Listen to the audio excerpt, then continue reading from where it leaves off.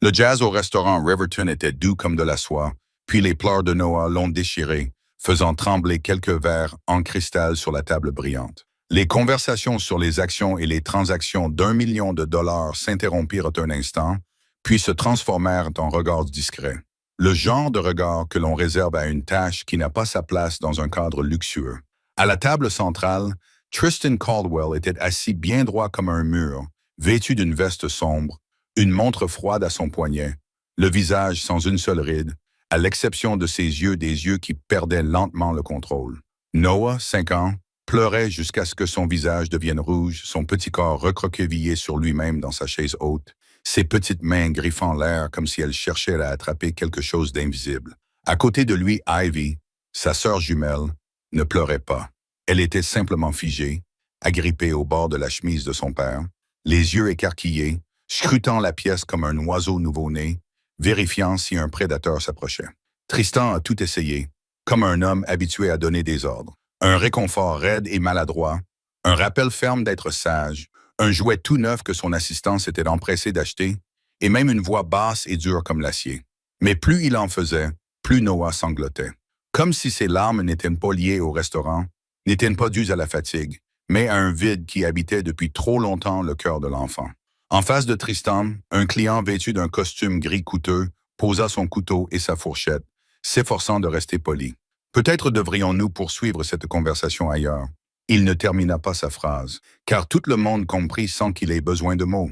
Un homme qui pouvait contrôler toute une ville, mais qui ne pouvait contrôler son propre enfant, était devenu le plus faible ce soir-là. Tristan serra la mâchoire, la main cachée sous la table comme pour réprimer une rage montante. Il n'avait pas peur de perdre un marché. Il avait peur du regard de ses 2 enfants, l'un s'effondrant devant lui, l'autre se taisant juste au moment où Tristan se penchait pour soulever Noah. Le garçon recula comme s'il avait été brûlé. Les pleurs redoublèrent. Ivy se recroquevilla, puis une silhouette apparut au bord de la table. Elle n'était ni bruyante, ni flatteuse, ni ne demandait aux clients ce dont ils avaient besoin comme le faisaient les autres membres du personnel. C'était une jeune serveuse, aux cheveux blancs soigneusement attachés en arrière, vêtue d'un tablier noir propre. Mais ce qui faisait hésiter les gens, ce n'était pas son uniforme. C'étaient ses yeux. Ses yeux ne jugeaient pas. Ils s'arrêtaient pour vraiment voir. Comme si elle avait déjà entendu ce genre de pleurs quelque part, dans un autre endroit, dans une autre vie. Elle ne toucha pas Noah tout de suite. Elle se baissa simplement à son niveau, afin que ses pleurs n'aient pas à s'élever comme une supplication. Et sa voix était faible, juste assez pour se glisser entre chaque murmure. Noah s'est interrompu un instant. Ivy l'observait comme si elle essayait de déchiffrer un code. La serveuse a soutenu le regard de Noah, puis s'est tournée vers Tristan, le regardant droit dans les yeux, là où il essayait le plus de cacher ses sentiments, et elle a prononcé 5 mots, légers mais tranchants comme une lame sur du verre. Ils ont juste besoin d'une maman. À ce moment-là, ce n'est pas Noah qui s'est arrêté le premier. Ce fut Tristan. Son souffle se coupa comme si quelqu'un l'avait tiré sur une corde dans sa poitrine. Noah sanglotait encore, mais ses petites mains se tendirent, non pas vers son père puissant, mais vers l'inconnu en tablier. Lorsqu'elle le prit dans ses bras, Noah enfouit son visage dans son cou comme s'il avait trouvé un endroit où survivre. Ivy ne pleurait toujours pas, mais pour la première fois, elle relâcha légèrement son étreinte sur la chemise de son père, comme si elle se demandait si cela pouvait être sans danger. Tristan observait la scène comme s'il était cloué à sa chaise dans un restaurant où tout pouvait s'acheter avec de l'argent et du pouvoir. Il y avait une chose qu'il ne pouvait pas acheter, la paix intérieure de ses enfants. Et en seulement 5 mots, cette serveuse avait accompli ce que tout l'univers de Tristan, ses affaires, ses gardes du corps, ses ordres, n'avaient pas réussi à faire. Dans un coin éloigné, un homme au bar se pencha sur son téléphone et envoya une photo qu'il venait de prendre. Le message ne comportait qu'une seule ligne. Point faible confirmé. Si vous voulez savoir ce que Tristan fera lorsqu'un ennemi touchera à sa seule faiblesse et quelle tragédie cette serveuse cache dans son passé, alors ne quittez pas cette histoire des yeux. Si cette introduction vous a captivé, n'oubliez pas de cliquer sur j'aime pour nous soutenir. Partagez-la avec vos amis, car quelqu'un pourrait avoir besoin d'une histoire réconfortante comme celle-ci. Et n'oubliez pas de vous abonner pour ne pas manquer la prochaine vidéo captivante. Les portes vitrées du Riverton se refermèrent derrière eux, et le jazz à l'intérieur fut aussitôt englouti par le vent froid qui soufflait du lac. Le genre de vent de Chicago qui sait toujours vous réveiller brutalement de toute illusion de luxe. Tristan Caldwell se dirigea rapidement vers la sortie VIP, mais il ne marchait plus avec l'assurance d'un vainqueur, contrairement à son arrivée. Noah s'accrocha au cou de Megan un dernier instant avant de la laisser finalement le poser sous les lumières jaunes et chaudes. Ses yeux étaient encore rouges et humides, toujours fixés sur elle comme s'il avait peur que s'il clignait des yeux, la sécurité disparaisse. Ivy ne pleura pas, mais sa main se souvenait de ce qu'elle avait ressenti en lâchant la chemise de son père. Alors, lorsque Tristan remit son manteau en place, elle tendit la main sans réfléchir et toucha la couture où elle s'était accrochée, comme si elle avait besoin de s'assurer qu'il était toujours là. L'homme au costume gris coûteux s'était déjà levé. Son sourire poli et sa patience s'étaient effacés aussi proprement qu'une serviette sur la table. Il tendit la main et toucha celle de Tristan très rapidement, très légèrement, comme quelqu'un qui veut s'éloigner d'un feu sans salir ses vêtements. Il dit que ce soir n'était peut-être pas le bon moment, que les enfants étaient des enfants, qu'il comprenait, mais qu'il serait préférable de reporter leur conversation à la semaine suivante, lorsque tout serait plus stable, et plus ses mots étaient doux, plus la lame était tranchante, car tout le monde comprenait ce que plus stable signifiait réellement. Tristan venait d'exposer une faiblesse à des gens qui ne voyaient dans le monde que des opportunités. Tristan acquiesça. Il ne discuta pas. Il ne pas plaida. Il serra simplement les mâchoires. Il laissa son regard passer sur la table qui était maintenant à moitié vide. Puis il le laissa glisser vers le bord où une lumière bleue pâle baignait les visages, faisant semblant de ne pas regarder. S'il avait été quelqu'un d'autre, il aurait peut-être explosé. Mais Tristan avait vécu assez longtemps dans l'ombre pour savoir que la colère n'avait d'importance que lorsqu'elle servait d'un but. Il se tourna vers Bennett, l'homme plus âgé qui le suivait comme une ombre, avec un battement de cœur. Et d'un seul regard, Bennett comprit. « J'ai vu une caméra pointée vers votre table depuis le coin près du bar. Pas celle du restaurant, dit Bennett dans un murmure, sèche et stable, et quelqu'un s'est levé et est parti au moment où vous êtes sorti. Je n'aime pas son regard. » Tristan n'en demanda pas plus. Il installa Noah dans le siège enfant de la voiture avec une précision qui donnait l'impression de mettre un trésor rare en sécurité dans un coffre-fort. Noah avait un léger hoquet. Il ne pleurait plus, mais ses yeux continuaient à scruter le vide comme si Megan était toujours là. Ivy grimpa toute seule sur le siège à côté de lui, la ceinture de sécurité cliquetant lorsqu'elle la boucla. Elle le fit lentement, non pas parce qu'elle était maladroite, mais parce que chaque clic sonnait comme un serment, que la porte était verrouillée, que personne n'avait le droit de s'approcher. Alors que Bennett finissait de fermer la portière de la voiture, le téléphone de Tristan vibra. L'écran s'alluma froidement avec un message provenant d'un numéro inconnu. Aucun nom n'était indiqué, juste une courte ligne. « Ce soir, tu as oublié quelque chose. » Tristan ne répondit pas. Il fixait le pare-brise, mais dans ses yeux, les rues n'étaient plus des rues. Elles étaient une carte d'issue et d'impasse. Un deuxième message arriva immédiatement, comme si l'expéditeur se tenait à côté de lui, comptant ses respirations. Cette fois, ce n'était pas seulement du texte. C'était une photo prise de loin, et elle était nette. Noah et Ivy, juste devant la porte de l'école, sous le soleil de midi.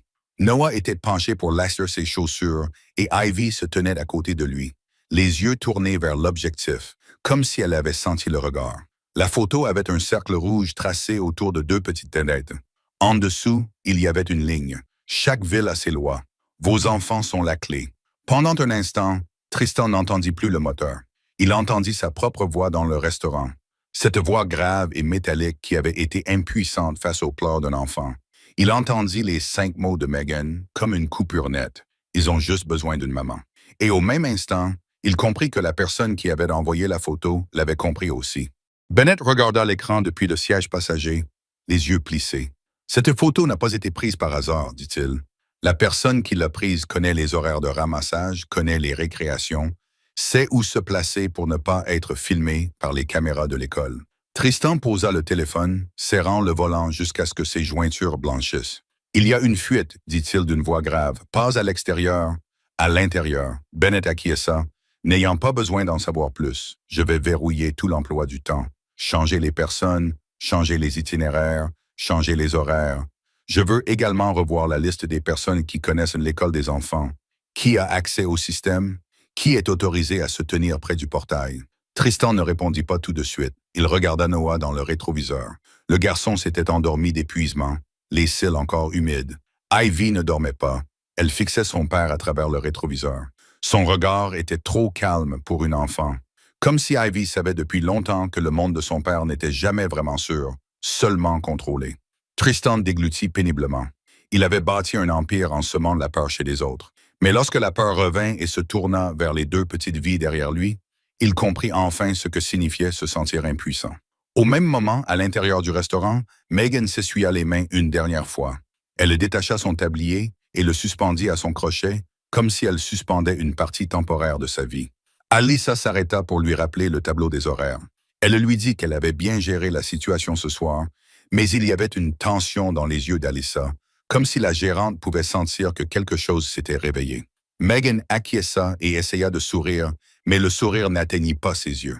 Lorsqu'elle sortit par la porte arrière réservée aux employés, la nuit était tombée et le froid lui caressait la peau comme un avertissement.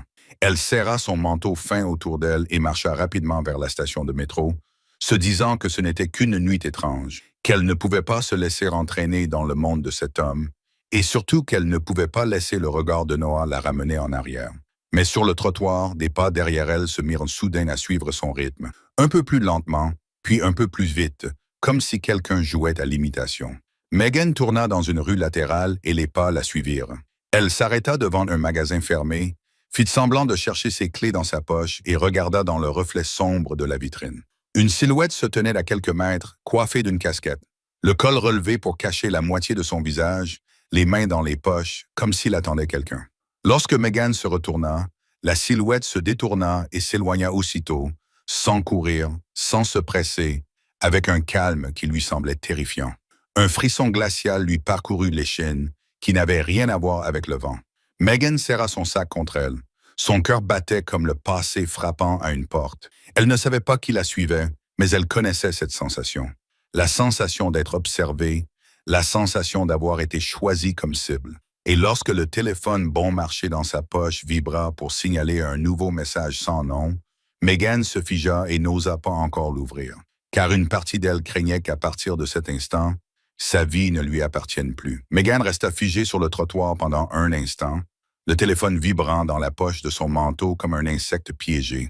Puis elle se força à repartir, marchant plus vite, sans se retourner, mais tous ses sens en alerte, le dos de sa chemise froide de sueur, même si le vent n'avait pas forcé. Ce n'est que lorsqu'elle vit le nom de sa vieille pension délabrée, dont la peinture s'écaillait comme une peau écorchée, qu'elle parvint à expirer légèrement, et même ce souffle avait plus le goût de la déception que du soulagement. Les escaliers métalliques grinçaient sous ses pieds. Le couloir était étroit et sombre, et l'odeur d'huile de friture provenant de l'appartement de quelqu'un se mêlait à l'odeur âcre de l'eau de Javel bon marché. Megan ouvrit sa porte et alluma la lumière. La faible lueur jaune révéla une pièce si petite qu'il fallait frôler les meubles pour se retourner. Sur la table se trouvait une pile d'enveloppes et de papiers qu'elle refusait de regarder depuis des jours, comme si le fait de les ignorer pouvait les faire disparaître. Mais ce soir, après la silhouette à la casquette et le message anonyme, elle ne pouvait plus se cacher.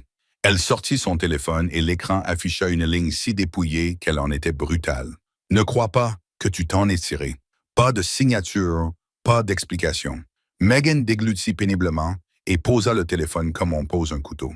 Ses mains tremblaient, mais elle ne se permit pas de crier. Les gens ne crient pas dans des endroits comme celui-ci. Ils continuent simplement à vivre comme ils ont toujours vécu après des jours pires que celui-ci. Elle ouvrit la première enveloppe. Une facture d'électricité marquée en rouge. Une facture médicale datant de la nuit où elle s'était évanouie pendant son service de nuit parce qu'elle n'avait pas mangé. Un avis de retard de paiement de carte de crédit. Le montant imprimé était tellement absurde qu'elle eut presque envie de rire. Mais elle ne le fit pas. Elle posa simplement l'enveloppe, puis en sortit la dernière feuille, celle qui lui serra la gorge avant même qu'elle n'ait lu les mots. Un avis du centre de visite supervisé, imprimé à froid.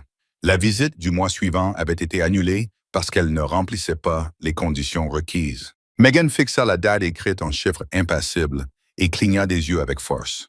Elle avait attendu un mois entier juste pour voir son enfant pendant 2 heures dans un parc, sous le regard d'un surveillant assis à quelques pas d'elle, comme s'il gardait une criminelle. Ces 2 heures étaient la seule chose qui empêchait Megan de sombrer dans le désespoir. La seule chose qui la poussait à se coiffer, à mettre des vêtements propres et de prononcer des phrases joyeuses pour que son enfant ne voie pas qu'elle était en train de craquer. Et maintenant, ils avaient mis fin à tout cela en une seule page. Megan s'effondra sur le sol, le dos contre le lit, les bras serrés autour de ses genoux, et ses souvenirs la ramenèrent 3 ans en arrière, comme si quelqu'un lui avait arraché le tapis sous les pieds.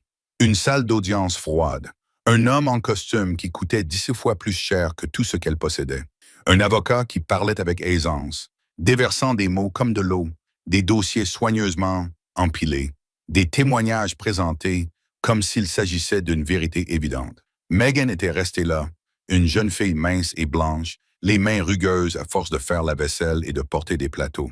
Sans argent pour payer un avocat décent, elle n'avait qu'un assistant juridique surchargé de travail qui lui disait de rester calme, de faire confiance à la justice. Mais la justice dans cette salle sentait le papier neuf et l'eau de Cologne coûteuse. Et Megan sentait le savon bon marché et les nuits de travail. Ils ont dit qu'elle n'était pas stable. Ils ont dit qu'elle n'avait pas une maison assez grande. Ils ont dit que l'enfant serait mieux dans un endroit sûr. Megan se souvenait avoir voulu crier qu'elle était la mère, qu'elle pouvait être pauvre sans pour autant être dangereuse, que sa petite fille avait autrefois dormi sur sa poitrine alors qu'elle était encore un nouveau-né rouge, que ses pleurs avaient autrefois été un deuxième battement de cœur dans les causes de Megan. Mais elle ne pouvait pas contester des mots qui avaient été estampillés et signés. Elle avait perdu son enfant non pas parce qu'elle ne l'aimait pas, mais parce qu'elle n'avait pas assez de force pour lutter contre une machine.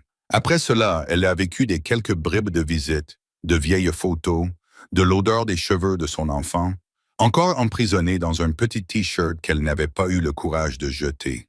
Megan essuya ses larmes et ne les laissa pas couler bruyamment. Elle se leva et ouvrit le tiroir du bas de la commode. À l'intérieur se trouvait une vieille boîte à chaussures fermée comme un secret. Elle l'ouvrit. À l'intérieur se trouvait une paire de petites chaussettes décolorées par le temps, une barrette en forme d'étoile et un petit lapin en peluche à l'oreille usée. Megan toucha le lapin, ses doigts s'arrêtant sur la couture rigide qui traversait son ventre. Elle savait que ce n'était pas normal, car c'était elle qui l'avait caché là, lors d'une nuit désespérée, lorsqu'un vieil ami lui avait murmuré que si elle voulait récupérer son enfant, elle devait conserver tout ce qui pouvait prouver qu'ils avaient menti. Avec précaution, Megan gratta la couture avec son ongle et en sortit une minuscule carte mémoire enveloppée dans un sac en plastique. Son cœur se serra. Sur cette carte se trouvait un enregistrement audio qu'elle avait réussi à conserver par accident. Une voix masculine parlait de gérer le dossier, de gérer les témoins, de gérer la signature.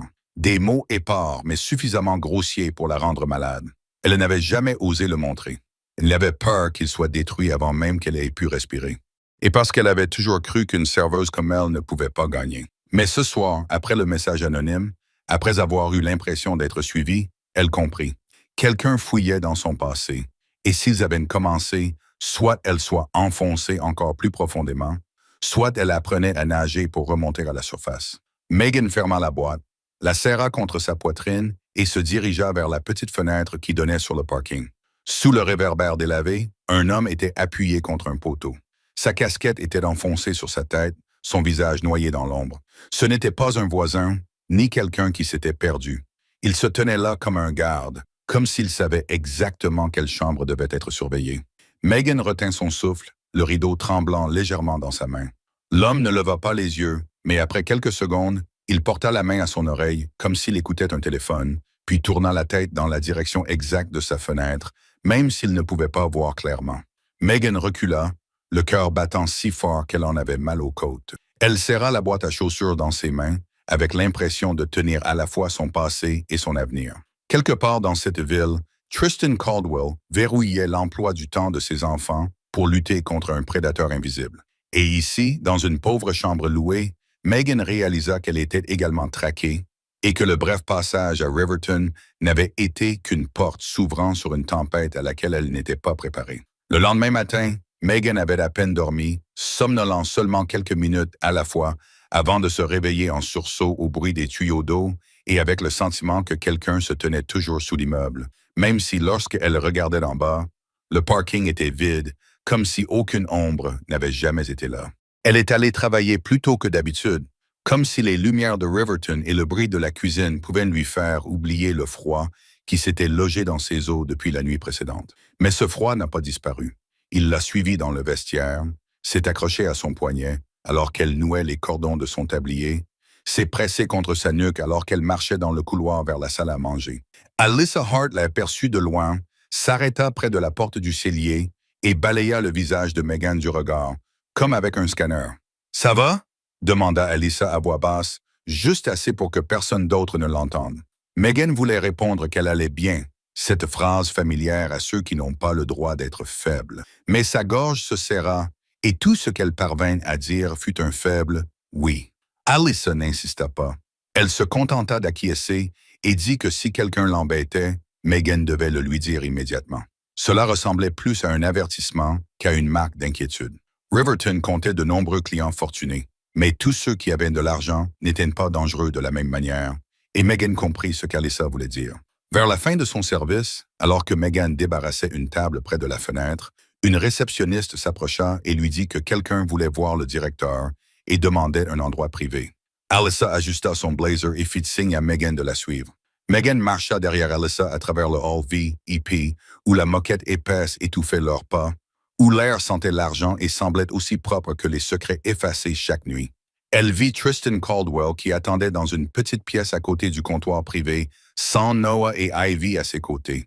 Bennett se tenait près de lui, immobile comme une ombre, les yeux rivés sur la porte. Tristan ne regarda pas Megan tout de suite. Il regarda d'abord Alyssa, comme quelqu'un qui regarde un point central pour que tout reste dans les règles. « Merci de m'accorder un peu de votre temps », dit Tristan. Il ne parlait pas fort, mais sa voix avait un poids qui rendait la petite pièce encore plus étroite. Alyssa répondit poliment, mais elle ne s'inclina pas. Riverton sert ses clients. Nous ne servons pas les ennuis. Tristan hocha légèrement la tête, comme s'il acceptait ce principe. Je suis ici pour faire les choses correctement. Je veux parler d'elle, dit-il. Et ce n'est qu'alors qu'il regarda Megan. Ce regard n'était pas celui de l'homme cloué à sa chaise la nuit dernière. Il était plus froid, plus perçant.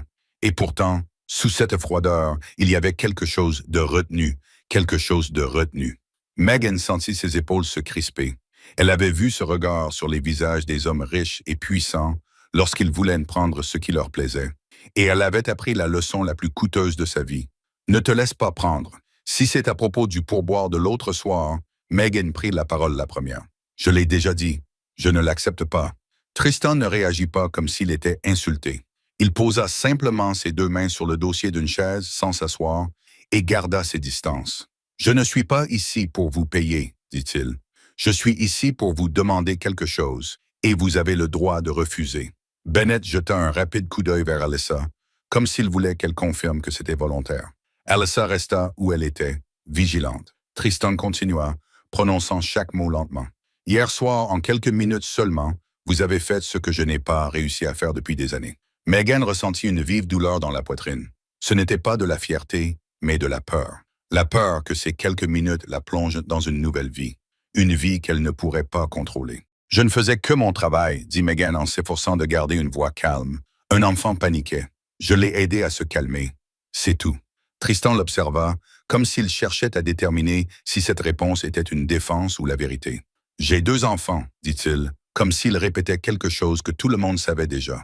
Mais il le dit comme s'il s'agissait d'une confession. « Et j'ai besoin qu'ils aillent bien, pas seulement dans un restaurant, mais dans la vie. » Bennett s'éclaircit doucement la gorge et fit un demi-pas en avant. « Monsieur Caldwell ne vous demande pas de venir chez lui, » dit Bennett, d'une voix qui n'était ni douce ni dure. « Nous n'allons pas introduire un étranger dans l'environnement des enfants sans passer par un processus. Il y aura une vérification sommaire des antécédents par le directeur du restaurant qui servira de référence. Il y aura une supervision. Il y aura des limites en termes de temps et de lieux publics. » Megan entendit les mots « vérification des antécédents » et son estomac se noua. Son casier était sale, non pas parce qu'elle avait commis un crime, mais parce que les gens l'avaient fait passer pour une mauvaise personne sur le papier.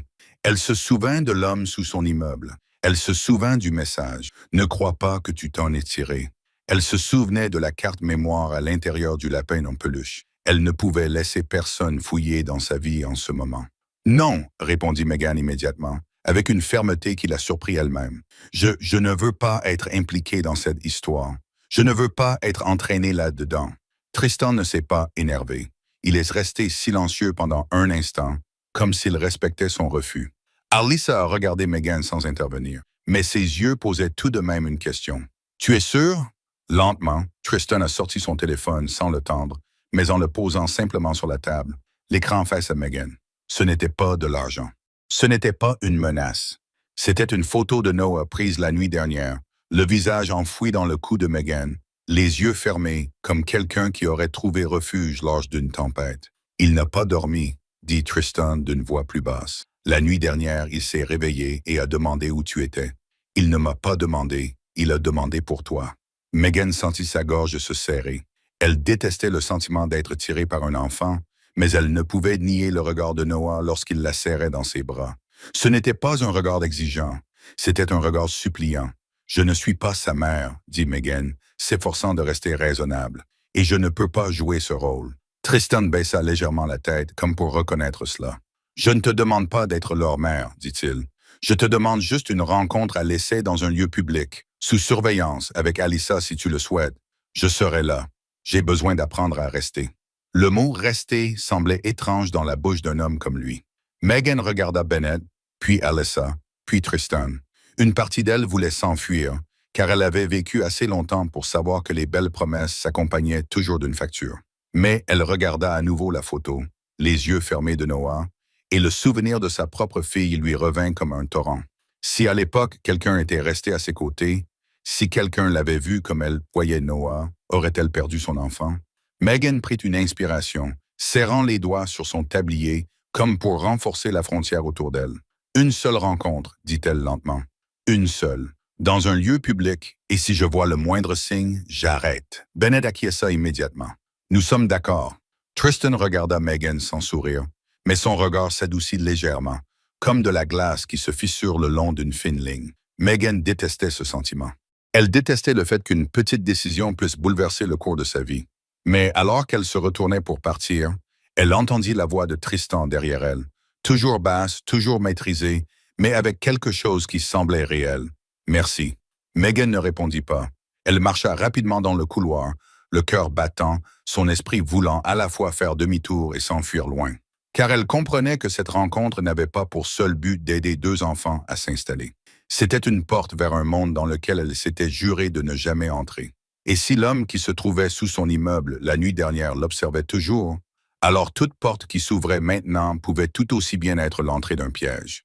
La réunion d'essai était prévue pour dimanche après-midi dans un parc bondé près du lac, où le bruit des enfants et des vélos était suffisamment fort pour que personne ne puisse discrètement glisser un danger dans un espace vide. Megan arriva tôt et se tint à l'ombre d'un arbre dénudé, les deux mains dans les poches de son manteau fin, les yeux balayant les environs avec le réflexe de quelqu'un qui avait déjà été acculé par le monde. Elle aperçut Ben en premier, debout à quelques dizaines de mètres de l'entrée, habillé comme un oncle âgé ordinaire, mais son regard était tout sauf ordinaire, parcourant la foule comme une lame, testant l'épaisseur de l'air. Tristan arriva plus tard, sans spectacle, sans escorte, juste une voiture sombre qui s'arrêta exactement à l'endroit où l'on pouvait partir rapidement si nécessaire. Il sortit et ouvrit la porte arrière pour les enfants. Noah sauta le premier, les yeux immédiatement à la recherche de Megan, comme si elle était le seul point d'ancrage dans une vague déferlante. Puis il s'est arrêté, se souvenant de la règle de son père qui lui interdisait de courir sans demander la permission. Ivy est descendu plus lentement, le poing serré sur la cravate de Tristan, observant Megan comme une énigme qui pouvait vous sauver ou vous tuer, et elle ne se laisserait pas aller à choisir au hasard. Tristan s'est penché à leur hauteur, la voix basse, essayant de s'adoucir, mais toujours tendu, leur disant qu'aujourd'hui n'était qu'un essai, que s'ils ne se sentaient pas bien, ils devaient le dire, et s'ils voulaient rentrer chez eux, alors ils rentreraient chez eux. Noah acquiesça vigoureusement, comme si le simple fait d'entendre le nom de Megan avait tout arrangé. Ivy n'acquiesça pas, mais son regard balaya Bennett, puis sur Tristan, avant de revenir sur Megan, comme si elle cartographiait toutes les issues. Megan s'approcha lentement, sans se précipiter pour toucher qui que ce soit, car elle se souvenait de cette nuit à Riverton. Ce n'était pas l'étreinte qui avait calmé Noah, c'était le fait d'avoir été vue en premier. Elle s'abaissa, les mains posées sur ses genoux pour garder une distance de sécurité, et parla doucement. « Bonjour Noah. Bonjour Ivy. » Noah retint son souffle un instant, puis se précipita en avant.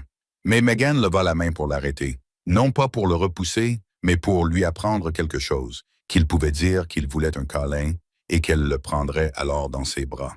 Noah cligna des yeux, les lèvres serrées par l'effort, puis il lâcha le mot comme s'il avait peur qu'il soit trop tard. « Je veux te serrer dans mes bras. » Megan acquiesça et ouvrit les bras. Noah se jeta sur elle et la serra si fort que Megan sentit son cœur changer de rythme. Ivy resta immobile, les yeux rivés sur eux. Tristan observa la scène et sentit sa poitrine se serrer. Ce n'était pas de la jalousie, mais quelque chose de plus discret et de plus douloureux. La douleur de réaliser que son enfant avait appris depuis longtemps à chercher la sécurité ailleurs. Noah frotta son visage contre le manteau de Megan, puis releva la tête, les yeux moins rouges mais toujours humides, comme s'il était au bord des larmes. Il suffisait qu'une main le lâche pour qu'il tombe. Megan ne demanda pas pourquoi. Elle ne lui fit aucun reproche. Elle se contenta de dire des choses simples, comme on construit un pont, planche après planche. Tu es inquiet, n'est-ce pas? Ton corps tremble parce que tu as peur. Mais tu es dans le parc, il fait jour. Ton père est là, je suis là, tu es en sécurité. Noah respirait rapidement. Megan posa une main sur sa poitrine et lui montra quoi faire.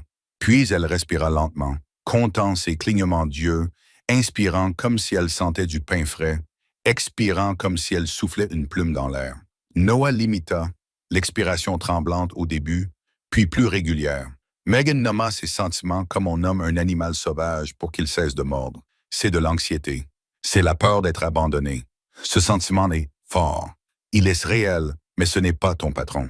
Noah la regarda comme s'il apprenait une nouvelle langue, puis acquiesça, toujours en serrant sa main, mais sans plus griffonner l'air. Ivy resta silencieuse, mais elle fit d'un petit pas en avant. Si petit que Tristan le remarqua et n'osa presque pas respirer. Megan se tourna vers Ivy et ne lui demanda pas si elle allait bien, car cette question paralyse souvent davantage les enfants. Elle dit seulement qu'Ivy observait, qu'Ivy voulait s'assurer que tout allait bien, n'est-ce pas? Osait plus respirer. Megan se tourna vers Ivy et ne lui demanda pas si elle allait bien, car cette question a souvent pour effet de paralyser davantage les enfants. Elle dit seulement que Ivy observait, que Ivy voulait s'assurer que tout allait bien, n'est-ce pas? Les yeux d'Ivy bougèrent légèrement. Megan lui proposa des choix plutôt que de lui mettre la pression. Ivy pouvait se tenir à côté de son père, à côté de Megan ou seule. Ivy est restée à côté de son père, mais son regard est resté fixé sur Megan, comme si elle guettait le premier signe de danger. Ils se sont assis sur l'herbe près de l'aire de jeu. Noah a tiré Megan vers les balançoires, voulant qu'elle le pousse, voulant des rires au lieu de sanglots. Megan l'a fait, mais elle a toujours gardé Tristan dans le champ de vision de Noah, car elle comprenait que la guérison n'était pas un remplacement. C'était ouvrir une voie pour que la bonne personne puisse apprendre à revenir. Tristan se tenait là comme un apprenti maladroit, les mains dans les poches, regardant son fils rire, tandis que son visage restait tendu, comme s'il craignait que s'il se détendait, tout s'écroulerait. Megan l'appela d'une voix sans jugement. « Voulez-vous essayer de pousser Noah? » Tristan s'avança, la main sur le dossier de la balançoire, et donna une petite poussée, trop petite. Noah tourna la tête, rit et lui dit « Plus fort, papa. » Tristan le fit, maladroitement mais sincèrement. Et pour la première fois, Megan vit le coin de sa bouche trembler comme s'il voulait sourire. Ivy ne jouait pas. Elle s'assit sur le banc, balançant ses jambes, les yeux rivés sur Megan. Lorsque Megan lui proposa une bouteille d'eau, Ivy ne la prit pas tout de suite, se contentant de regarder la bouteille, puis la main de Megan, avant de demander soudain d'une voix aussi fine qu'une aiguille les tapotant du verre. « Tu es maman? » Tristan se figea. Megan se figea aussi, mais elle ne le montra pas. Elle prit une inspiration et garda la voix ferme. Elle, une maman d'Ivy. Une maman était très importante, et Ivy avait le droit de regretter sa maman et d'être triste qu'elle ne soit pas là. Ivy la fixa un peu plus longtemps, comme si elle fouillait dans ses mots pour trouver une faille. Puis elle approcha sa tête, si légèrement que c'était presque comme si elle humait un souvenir, et la phrase lui échappa avant qu'elle ne puisse l'arrêter. « Tu sens comme maman, pas comme du parfum. Tu sens comme quand maman me serrait dans ses bras. » L'air sembla se figer. Tristan se tenait à quelques pas, les mains serrées si fort qu'elles en étaient blanches. Megan sentit son dos se glacer, non pas à cause du vent, mais parce que ces mots avaient touché le plus profond de son cœur. L'endroit où sa propre fille avait autrefois reposé, l'endroit où même une odeur pouvait vous faire sombrer. Dès qu'Ivy eut prononcé ces mots, ses yeux se remplirent de panique, comme si elle réalisait qu'elle avait révélé quelque chose de dangereux. Et elle recula, releva sa capuche, détourna le visage et se recroquevilla en une petite boule. Tristan s'accroupit et appela Ivy d'une voix rauque, mais Ivy ne répondit pas, se contentant de secouer la tête comme quelqu'un qui aurait mis le pied dans le plat par erreur. Megan ne la força pas. Elle parla lentement, comme si elle posait une couverture sur une blessure. Ivy, tu viens de rater ta mère. C'est normal. Tu n'as rien fait de mal. Tu peux te taire. Je vais m'asseoir ici.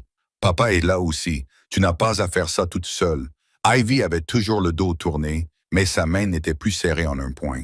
Elle se détendit un peu, comme si les paroles de Megan lui avaient rendu le droit d'être faible. Tristan regarda Megan, et il y avait une touche claire et douloureuse dans ses yeux, comme s'il venait d'entendre une porte du passé s'ouvrir. Bennett se tenait à distance, observant, sans intervenir, mais ses épaules étaient tendues, comme s'il était prêt à les protéger. La réunion d'essai prit fin lorsque le soleil se coucha. Noah était fatigué, mais heureux, accroché à la main de Megan. Ivy était toujours silencieuse, mais elle n'était plus complètement figée. Elle accepta de marcher quelques pas aux côtés de Megan avant de retourner vers son père. Tristan aida les enfants à monter dans la voiture, puis se retourna pour remercier Megan. Et cette fois, ce n'était pas seulement par politesse. Cela ressemblait à un aveu qu'il avait besoin d'aide. Megan acquiesça et ne promit rien d'autre, car elle craignait que les promesses ne deviennent des chaînes. Puis elle se retourna et se dirigea vers la gare. Elle ne vit pas l'homme debout sur le chemin derrière les arbres, mais elle sentit un regard perçant comme des aiguilles dans sa nuque. Lorsque Megan arriva au coin de la rue, une voix masculine, grave et courtoise, retentit juste à côté d'elle, comme s'il avait marché avec elle depuis le début. « Megan Whittaker, c'est ça? Je voulais juste vous dire bonjour, car il semble que vous venez de devenir quelqu'un d'important dans la vie de Tristan Caldwell. » Megan se retourna, le cœur serré. L'homme sourit faiblement, mais ses yeux ne souriaient pas du tout. Et il dit son nom comme s'il glissait une serrure dans une serrure. Holden Pierce. Holden Pierce dit son nom comme si tout le monde était censé le connaître. Son ton était si courtois qu'il donnait envie de le croire. Mais ses yeux étaient froids et brillants comme des aiguilles. Megan recula instinctivement d'un demi-pas, serrant les doigts autour de la bandoulière de son sac, balayant du regard le trottoir bondé et se sentant toujours exposée. Parce que les choses les plus dangereuses choisissent toujours les endroits les plus fréquentés pour frapper. Elles choisissent le bruit pour masquer le son de quelque chose qui se brise. « Je ne vous connais pas, » dit-elle en essayant de garder une voix calme. Mais sa gorge était déjà sèche. Holden esquissa un petit sourire, un sourire qui n'atteignait pas ses yeux. « Vous n'avez pas besoin de me connaître, » répondit-il. « Vous devez seulement savoir que je vous connais. » Ces mots donnèrent de la chair de poule à Megan. Il se déplaça sur le côté, sans se rapprocher, gardant juste assez de distance pour que cela puisse passer pour une conversation informelle. Deux connaissances qui se croisent par hasard. « Vous vous en êtes très bien sorti au parc, » continua Holden. « Le petit garçon s'est accroché à vous comme à une bouée de sauvetage. Et la petite fille était intéressante. Les enfants disent toujours la vérité. Ce sont les adultes qui se cachent. » Megan essaya de déglutir. « Vous m'avez observé, dit-elle. Et cette fois, ce n'était pas une question. » Holden haussa les épaules comme si c'était aussi normal que de vérifier la météo. « Je fais attention à ce qui compte, dit-il. Et tu viens de devenir quelqu'un qui compte dans la vie de Tristan Caldwell. C'est ce qui m'a poussé à venir te dire bonjour. » Megan se retourna pour partir, mais Holden pencha légèrement la tête et prononça une phrase qui cloua ses pieds au sol. « Megan Whittaker, dit-il clairement et précisément. Tu as toujours droit à une visite par mois avec ta fille, n'est-ce pas? » Le sang battait dans les oreilles de Megan. L'air autour d'elle lui semblait soudain aussi lourd que du plomb. Elle se retourna, le visage pâle. « Non, dit-elle d'une voix plus aiguë qu'elle ne l'aurait voulu. Vous n'avez pas le droit de parler de mon enfant. » Holden la regarda droit dans les yeux, avec un calme qui semblait cruel. « Je ne dis pas cela pour vous blesser, dit-il. Je le dis pour que vous vous souveniez que vous avez quelque chose à perdre. » Les paumes de Megan devinrent moites. Il connaissait non seulement son nom, mais aussi son point faible, celui qu'elle cachait sous son service courtois, ses gardes de nuit et ses factures empilées. « Que voulez-vous » demanda Megan, chaque mot sortant difficilement de sa bouche. Holden expira légèrement, comme s'il discutait d'un accord commercial. « C'est très simple, dit-il. Vous restez loin de Tristan. Vous restez loin des enfants. Vous restez loin de ce sentiment que vous éprouvez, le sentiment d'être nécessaire, car si vous restez, vous serez anéanti. » Megan eut un petit rire creux, dépourvu d'humour. « Vous pensez que je n'ai jamais été détruite, dit-elle. » Holden se pencha légèrement, baissant la voix. Assez bas pour que seule Megan puisse l'entendre. Assez bas pour qu'elle ait l'impression qu'un nœud coulant se resserrait autour de sa gorge. « Je sais que vous avez perdu au tribunal, dit-il. Je sais qu'on t'a qualifié d'instable, qu'on t'a dit que tu n'étais pas admissible, qu'on t'a retiré tes droits. Je connais le nom du juge, le nom de l'avocat, et je sais que tu as essayé de faire appel et que ça a été refusé. Tu penses que c'était de la malchance? Megan serait dit. Le souvenir de la salle d'audience glaciale et du claquement du marteau lui revint à l'esprit comme un éclair. Il n'avait pas seulement lu son dossier. On aurait dit qu'il s'était tenu à côté. « Qui êtes-vous? » murmura Megan, et cette fois, la peur se manifesta ouvertement. Holden sourit à nouveau, toujours poli. « Je suis la personne qui peut faire en sorte que vous voyiez votre fille plus souvent, » dit-il.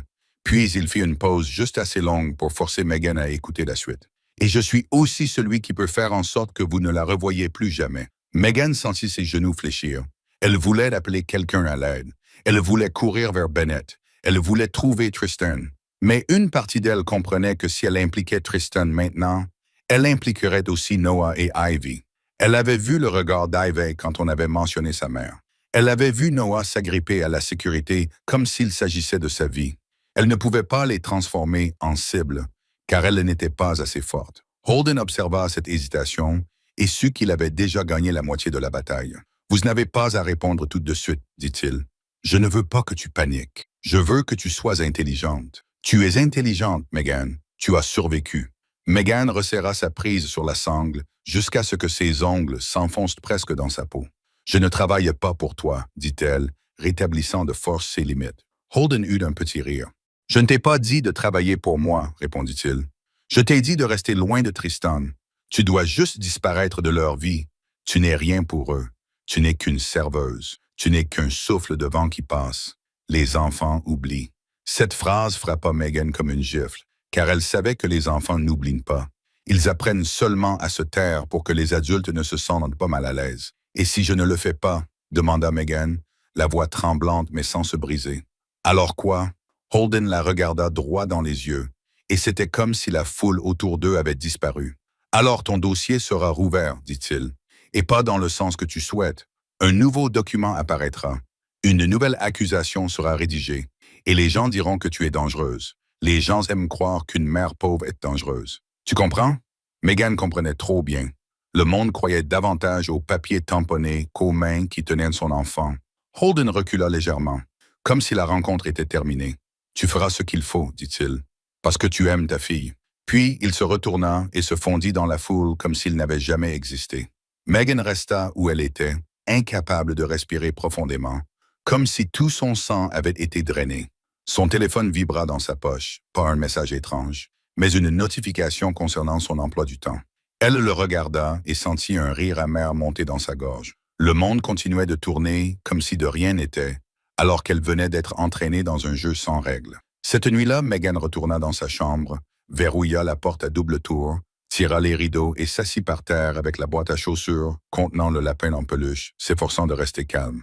Elle avait l'intention d'appeler Alyssa pour lui dire que quelqu'un la surveillait.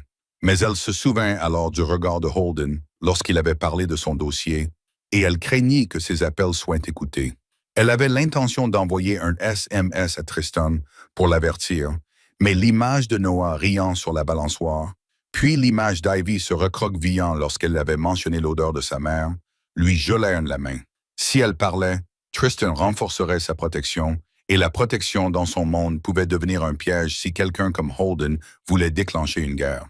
Megan ne pouvait pas être l'étincelle, mais elle ne pouvait pas non plus faire semblant de ne pas savoir. Vers minuit, on frappa doucement à la porte. Pas de manière urgente, ni précipitée, le genre de coup que l'on donne pour prouver que l'on peut frapper. Megan retint son souffle, le cœur battant dans sa gorge. Lorsque les coups cessèrent, quelque chose glissa sous la fente de la porte. Megan attendit encore quelques secondes avant d'oser bouger. Puis, elle le ramassa. Une enveloppe brune sans expéditeur. À l'intérieur se trouvaient 2 photos couleur sur papier glacé, d'une netteté qui semblait impitoyable. Noah et Ivy devant le portail de l'école. À la lumière du jour, leurs 2 visages étaient entourés de rouge. En bas, une ligne était écrite, aussi soignée qu'une note sur un dossier.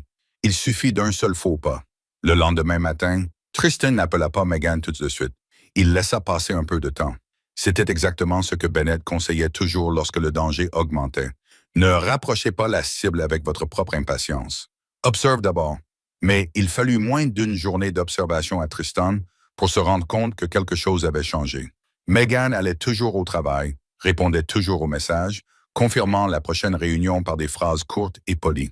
Mais le rythme chaleureux qu'elle avait adopté dans le parc avait disparu, comme si quelqu'un avait tiré un rideau entre eux. Elle ne demanda pas si Noah avait bien dormi. Elle ne mentionna pas si Ivy se sentait mieux, se contentant de dire qu'elle avait des gardes et que cela dépendrait de la situation. Tristan interpréta ces mots comme on interprète un bulletin météo annonçant une tempête. Il n'avait pas l'habitude d'être rejeté, et encore moins par quelqu'un qui n'attendait rien de lui. C'est pourquoi le changement d'attitude de Megan le déstabilisait plus que n'importe quelle insulte. Il appela Bennett dans son bureau. Pas de musique, pas d'alcool, seulement des écrans de sécurité et une froideur s'installant entre deux hommes qui avaient longtemps évalué les risques par instinct. Bennett posa un dossier sur le bureau, des photos imprimées provenant des caméras du parc, plusieurs images agrandies montrant un homme debout au bord du sentier, toujours positionné de manière à voir Megan, mais sans jamais entrer directement dans la scène familiale. « Ce n'est pas l'un des miens », dit Bennett d'une voix ferme. « Il était là avant notre arrivée. Et il est parti après Megan. J'ai demandé à mes hommes de le chercher, mais il a disparu comme de la fumée. » Tristan resta silencieux, tapotant lentement du bout des doigts sur le bureau, le même rythme qu'il utilisait pour contenir sa colère. « Elle est surveillée, dit-il, sans poser de questions. » Bennett acquiesça. « Et si elle est surveillée, les enfants font partie de l'équation. » Tristan sentit une corde se resserrer autour de sa poitrine. Noah et Ivy étaient en bas avec une nouvelle babysitter choisie par Bennett. Mais Tristan pouvait encore entendre Noah rire devant un dessin animé, entendre Ivy tourner les pages d'un livre d'images en silence, et cette fragile normalité l'effrayait plus que les coupes de feu ne l'avaient jamais fait. Il descendit et s'assit à côté d'eux, essayant de faire ce que les hommes comme lui avaient toujours du mal à faire, être présent sans contrôler. Noah s'illumina lorsqu'il vit son père, mais il posa tout de même une question qui le transperça comme une aiguille. « Megan vient aujourd'hui? » Tristan ne mentit pas. « Pas encore, répondit-il, mais j'essaye. » Ivy ne leva pas les yeux. Elle se contenta de serrer plus fort la page. Tristan les observa longuement, puis parla d'une voix plus basse que d'habitude. Sans menace, sans ordre. « Si tu as peur, dis-le-moi. Si quelqu'un te fait te sentir en danger, dis-le-moi. » Noah acquiesça et Ivy prononça une phrase qui fit mal à Tristan. « Tu es toujours occupé. » Tristan ne contredit pas. Il se contenta de déglutir péniblement et de prononcer une simple phrase qu'il n'avait jamais vraiment dite auparavant. « Je suis là. » Cet après-midi-là, il décida d'aller à Riverton, mais pas en tant qu'invité. Il entra par l'arrière, par Alyssa, car il avait promis de faire les choses correctement, avec une référence, avec des limites. Alyssa le regarda avec une expression à la fois méfiante et compréhensive, puis elle appela Megan dans la réserve à l'arrière. Lorsque Megan entra, Tristan vit immédiatement qu'elle n'allait pas bien. Elle avait des cernes sous les yeux, les épaules légèrement crispées, les mains agrippées au cordon de son tablier, comme à une bouée de sauvetage. Elle le regardait comme on regarde un danger, pas une opportunité. Tristan ne s'approcha pas. Il n'a pas fait semblant. « Que s'est-il passé ?» demanda-t-il directement et brièvement. Megan secoua la tête. « Rien. » Tristan soutint son regard un instant de plus, puis baissa la voix. Il la baissa vraiment. Comme on pose une arme par terre pour prouver que l'on a les mains vides. « Je sais que tu as peur, dit-il, et moi aussi j'ai peur. » Megan leva les yeux. Un éclair de surprise traversa son visage, comme si elle n'avait pas l'habitude d'entendre le mot « peur » dans la bouche d'un homme comme lui. Tristan continua lentement, chaque mot passant par une porte étroite. « Je n'ai pas peur de perdre de l'argent. Je n'ai pas peur de perdre des contrats. J'ai peur du jour où je reviendrai et où mes enfants me regarderont comme si j'étais un étranger. J'ai peur qu'ils soient touchés simplement parce qu'ils sont à moi. Ce soir-là, au restaurant, j'ai compris que je ne pouvais pas acheter la paix pour eux. Je dois apprendre à maintenir cette paix par ma présence. » Megan se mordit la lèvre, détournant les yeux comme si elle voulait se cacher, mais Tristan n'insista pas. Il resta simplement là, sans élever la voix, sans franchir de force ses limites. Alyssa partit discrètement, les laissant tous les deux dans l'odeur de détergent et de nourriture. Megan murmura, presque trop doucement pour être entendue. « Je ne devrais pas m'impliquer. » Tristan acquiesça. « Si tu me dis d'arrêter, j'arrêterai.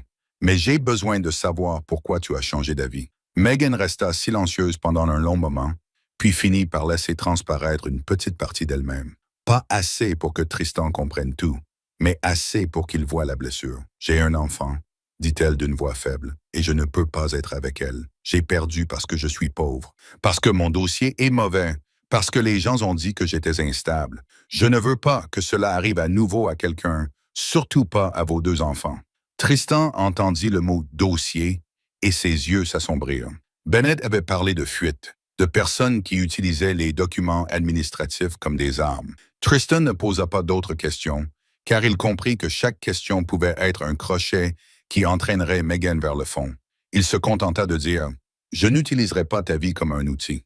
Je veux juste protéger les enfants et, si tu le souhaites, te protéger toi aussi. » Megan le regarda, les yeux humides mais sans verser de larmes. « Tu ne comprends pas ce que ton monde va me faire subir, » dit-elle. Tristan répondit immédiatement, toujours à voix basse. « Si, je comprends. Et c'est pour ça que je ne t'emmène pas chez moi. Je ne te fais pas entrer dans mon univers. On se verra seulement dans des lieux publics, sous la surveillance d'Alyssa, si tu en as besoin pour te sentir en sécurité. » Megan n'acquiesça pas, mais elle ne refusa pas non plus. Elle se contenta d'expirer longuement, comme si elle se tenait au bord d'une falaise. Ce soir-là, Tristan rentra chez lui et n'ordonna plus à Noah d'arrêter de pleurer. Lorsque Noah se réveilla en sursaut à cause d'un cauchemar, Tristan ne lui tendit pas de jouet et ne lui promit pas de lui acheter quelque chose. Il s'assit par terre, posa une main sur sa poitrine et dit « Respire avec papa ». Noah l'imita, sa respiration tremblante au début, puis ralentissant. Ivy resta un moment dans l'embrasure de la porte à les observer, puis s'approcha. Elle ne dit rien, se contentant de poser un doigt sur le poignet de Tristan comme pour vérifier son pouls. Tristan la regarda et dit simplement « Je suis là ». Ivy ne répondit pas, mais elle ne retira pas sa main. Ils appelaient cela un rituel de sécurité. Non pas parce que c'était magique, mais parce qu'il pouvait être répété chaque fois que l'obscurité revenait. Et juste au moment où Tristan pensait que la nuit s'était enfin calmée, Bennett entra, le visage grave comme de la pierre. « Quelqu'un vient de modifier l'horaire de ramassage dans le système, » dit Bennett. « L'itinéraire de demain a été changé pour une rue sans caméra de surveillance. Ce ne sont pas mes hommes. » Cette nuit-là, la maison de Tristan n'était plus une forteresse tranquille. Elle tremblait sous le poids des sanglots retenus depuis trop longtemps et de la vérité que la main de l'ennemi avait atteint les limites du monde des enfants. Noah s'endormit dans les bras de son père, mais se réveillait en sursaut chaque fois qu'une voiture passait devant la maison. Ivy refusait d'aller se coucher, assise près de la porte de la chambre, un oreiller dans les bras, les yeux écarquillés comme une alarme. Tristan était prêt à acheter quelque chose d'énorme, un jouet rare, un voyage lointain, n'importe quoi pour sortir les enfants de leur peur. Car c'était ainsi qu'il avait toujours résolu tous les problèmes, avec la force, l'argent, le contrôle. Mais ce soir-là, en voyant Ivy trembler tout en essayant de jouer son rôle de grande sœur, Tristan comprit que les cadeaux ne pouvaient pas réparer un système nerveux balayé par une tempête. Bennett fit entrer dans la maison une femme d'âge moyen, douce dans ses manières, mais au regard déterminé. Le Dr. Riley, une thérapeute pour enfants, avait été soigneusement sélectionné et n'avait aucun lien avec aucun réseau, expliqua Bennett. Le Dr. Riley ne posa pas tout de suite de questions sur l'embuscade. Elle s'assit par terre à la hauteur de Noah et Ivy afin qu'ils n'aient pas à lever les yeux. Puis elle parla de choses simples, des objets dans la pièce, de la couleur du tapis, du bruit de l'horloge, aidant ainsi le système nerveux des enfants à revenir au présent. Noah s'est accroché à la main de Tristan. Ivy ne s'est pas accrochée, mais ses yeux n'ont jamais quitté la porte. Le Dr. Riley a expliqué dans un langage facile à comprendre, mais sans édulcorer, que certains enfants, lorsqu'ils ont peur, explosent comme Noah, pleurent, tremblent, ont besoin de s'accrocher parce que leur corps cherche un adulte comme refuge, tandis que d'autres se fient comme Ivy, silencieux, observant, contrôlant avec leurs yeux. Car si elle ne contrôlait pas, elle croyait que tout s'effondrerait. Deux réactions différentes, mais un même chemin, expliqua le Dr. Riley. La peur d'être abandonné, la peur qu'il n'y ait personne d'assez grand pour empêcher le monde de s'écrouler. Tristan tressaillit à l'expression « assez grand », car il pensait être assez grand grâce à son pouvoir, et il apprenait que « assez grand » signifiait savoir s'agenouiller et rester. Le Dr. Riley leur enseigna une nouvelle règle à la maison. Pas une règle mafieuse, mais une règle de sécurité. Chaque fois que Noah ou Ivy paniquaient, les adultes ne devaient pas crier, ne devaient pas négocier, ne devaient pas promettre d'acheter quelque chose. Ils devaient seulement nommer le sentiment, respirer avec l'enfant et dire une phrase fixe. « Papa est là. Tu es en sécurité. Nous allons traverser cela ensemble. » Tristan s'entraîna à le dire, sa voix d'abord raide comme de la pierre, mais il la força à s'adoucir car il ne s'agissait pas d'une négociation. Il s'agissait d'un sauvetage. Lorsque Noah eut le hoquet et dit qu'il avait peur, Tristan ne dit pas « sois sage ». Il regarda son fils dans les yeux et dit « Je suis désolé de t'avoir fait peur. Je ne t'ai pas protégé comme tu en avais besoin. Je suis là. » Noah le fixa un instant, puis se remit à pleurer. Mais ses pleurs n'étaient pas frénétiques. On aurait dit qu'une valve s'ouvrait pour évacuer la pression. Ivy resta silencieuse, mais lorsque Tristan dit « Je suis désolé », ses yeux se remplirent de larmes et le Dr. Riley hocha légèrement la tête, comme si c'était ce que les enfants avaient besoin d'entendre, et non la promesse d'acheter une nouvelle serrure. Megan fut invitée, non pas en tant que sauveuse, mais en tant que personne qui avait su toucher la corde sensible chez les enfants et qui pouvait les aider à retrouver leur rythme de paix. Elle est venue en gardant une distance claire, sans entrer profondément dans la maison, sans toucher aux objets. Elle a regardé Tristan comme pour s'assurer qu'il comprenait la limite. Tristan n'a pas essayé de la faire entrer. Il a seulement dit la vérité en une phrase. « J'ai besoin de ton aide, mais je ne te forcerai pas. » Megan a regardé Noah qui dormait, brisé. Elle a regardé Ivy qui serrait son oreiller comme une armure, puis elle a hoché la tête, comme pour accepter sous certaines conditions. Le Dr. Riley s'est entretenu en privé avec Megan pendant quelques minutes. Il lui a demandé comment elle avait réussi à les calmer au parc, et Megan a répondu que ce n'était pas une technique. C'était simplement qu'il y avait eu autrefois un enfant dans sa vie qui lui avait appris à respirer quand son cœur avait envie de se briser.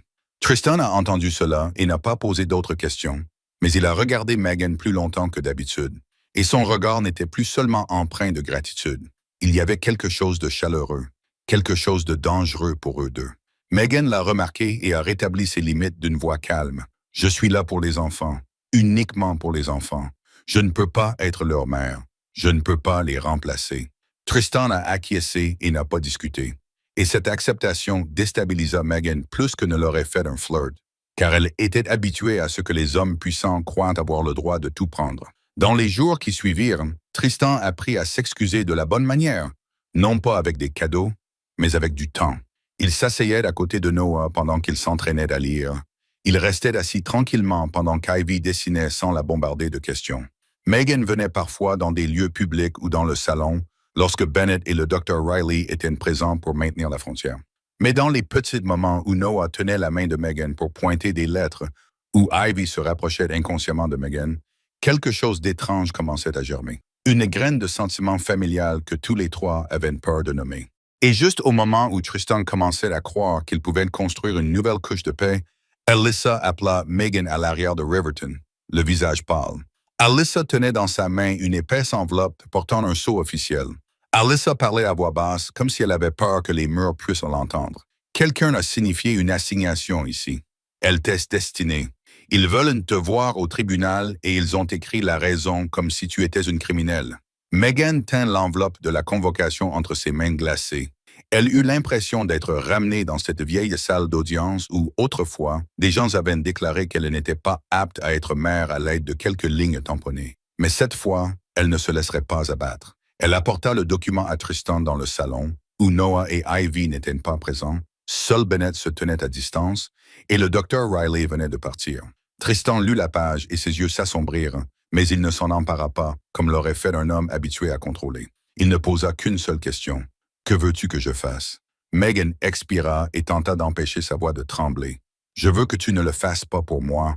Je veux que tu me laisses me battre pour moi-même, mais j'ai besoin que tu protèges les enfants de tout ça. » Tristan acquiesça immédiatement, comme s'il s'agissait d'un serment.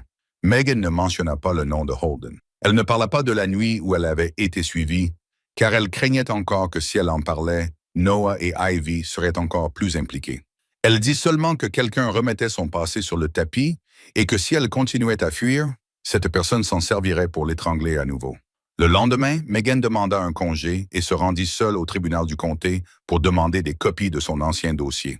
Debout dans la file d'attente parmi des gens comme elle, des gens sans avocat à leur côté, des gens tenant des papiers comme des bouées de sauvetage, mais toujours frappée par les vagues, elle arriva au guichet, donna son nom et l'année de l'affaire.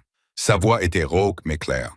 Le greffier lui a remis une liste des frais et des délais d'attente. Megan a regardé les chiffres et a senti son cœur se serrer, mais elle n'est pas partie. Elle a demandé s'il était possible d'être exemptée des frais, comment déposer une demande de copies en raison de difficultés financières, posant chaque question comme si elle frappait à une porte difficile à ouvrir. À midi, Bennett est apparu dans le couloir sans entrer dans son espace et a simplement glissé dans la main de Megan un bout de papier avec l'adresse d'un centre d'aide juridique à bas prix et ses horaires d'ouverture. Puis il a disparu à nouveau, comme si la meilleure aide était celle qui ne la faisait pas se sentir redevable. Megan s'est rendue à ce centre et s'est assise dans une salle d'attente avec des chaises en plastique et des néons, écoutant des voix fatiguées appeler les numéros de dossier. Quand son tour est venu, elle a rencontré une jeune avocate nommée Laia, les cheveux relevés, les yeux cernés par le manque de sommeil, mais qui la regardait droit dans les yeux comme si elle voyait une personne, pas un dossier. Megan lui a remis la nouvelle assignation, les bouts de vieux papiers qu'elle avait réussi à conserver, et lui a raconté l'histoire par petits bouts. La perte de la garde, la réduction des visites, le sentiment que quelqu'un utilisait la loi comme un piège. Laia ne lui a pas promis de certitude. Elle lui a demandé ce qui était important, les dates, le nom du représentant de son ex-mari, les témoins, les allégations. Lorsque Megan a mentionné les témoins, Laia a fait une pause et lui a demandé si elle se souvenait du nom d'un voisin qui avait témoigné qu'elle criait beaucoup et laissait son enfant seul. Megan s'en souvenait très bien, car elle n'avait jamais rencontré ce voisin. Laia a tapé et affiché la déclaration, puis a pointé une petite ligne.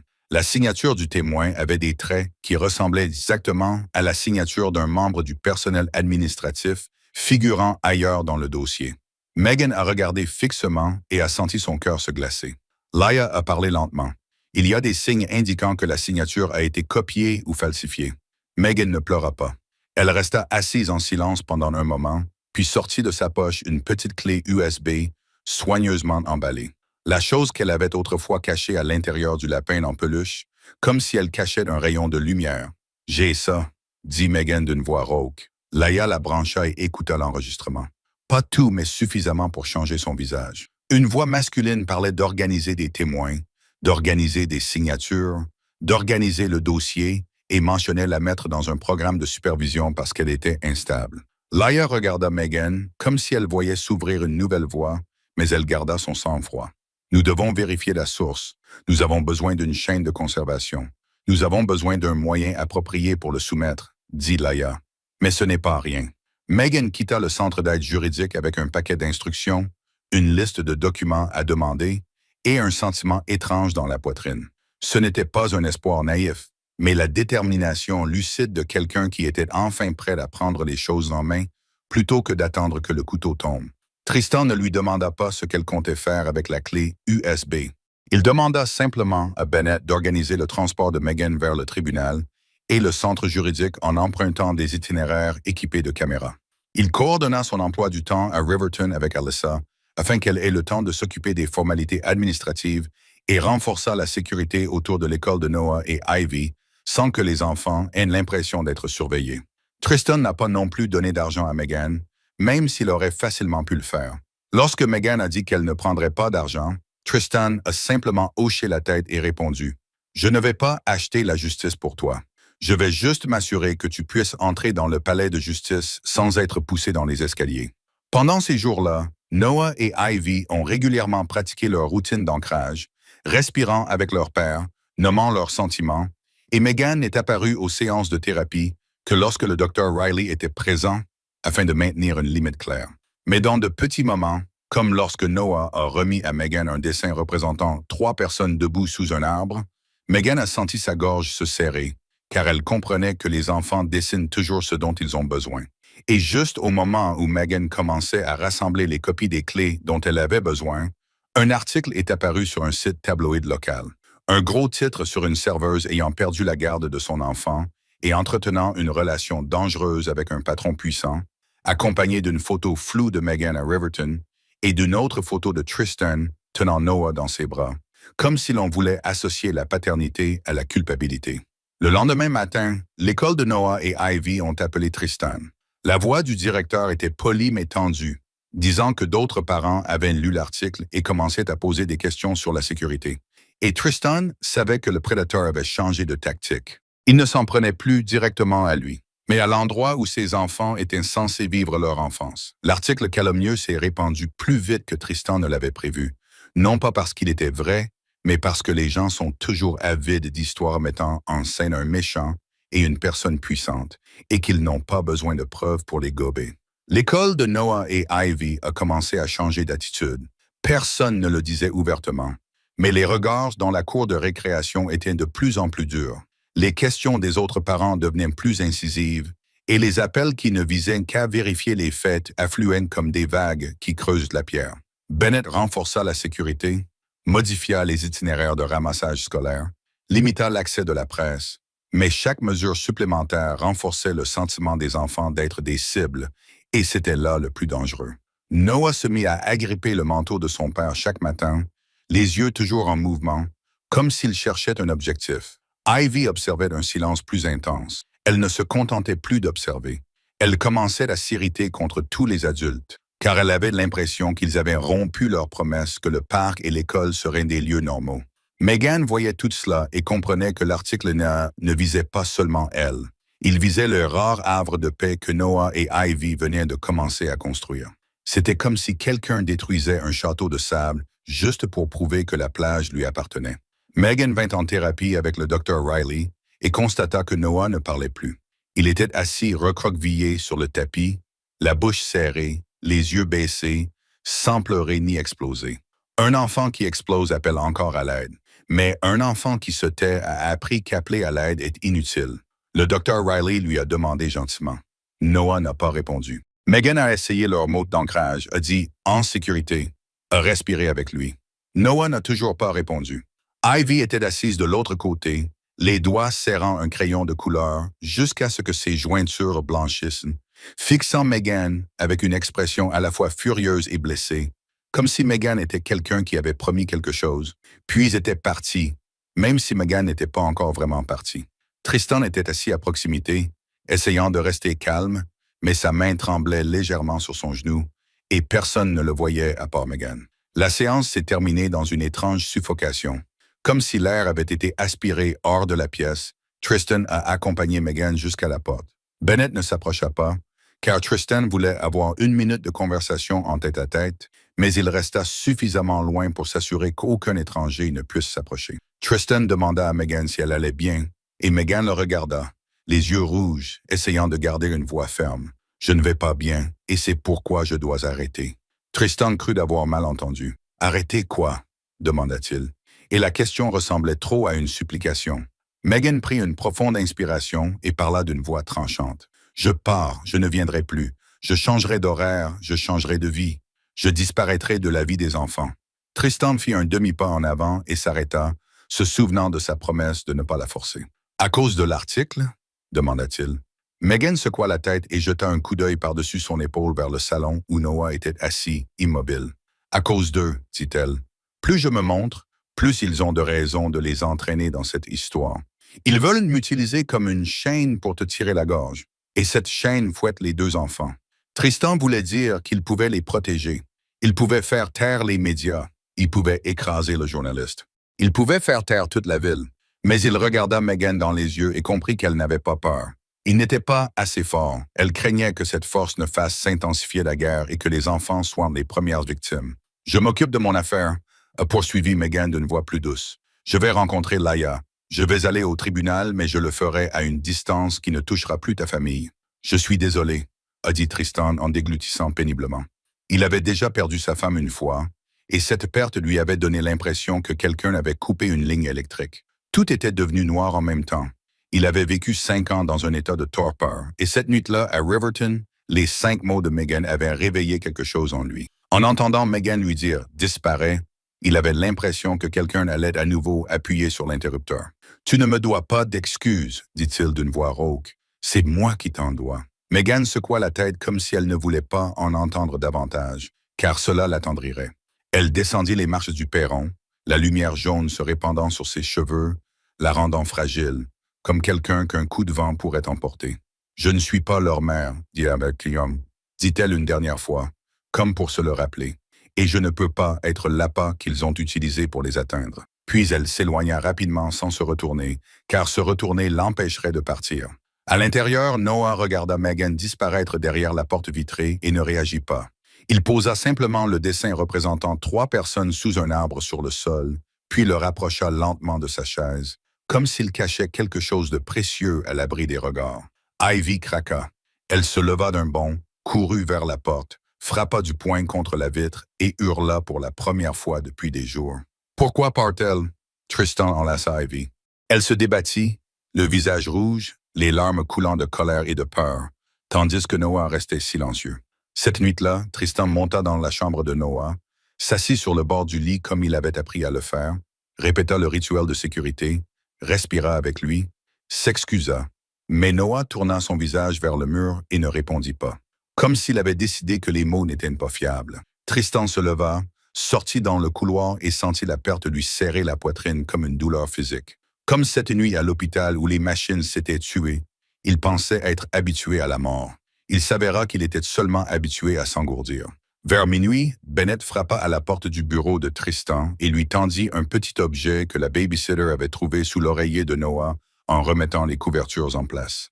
C'était un petit morceau de papier plié maladroitement, écrit de la main tremblante d'un enfant, avec seulement quelques mots simples. « Papa, ne fais pas disparaître Megan. » Tristan fixa ces mots, les yeux brûlants.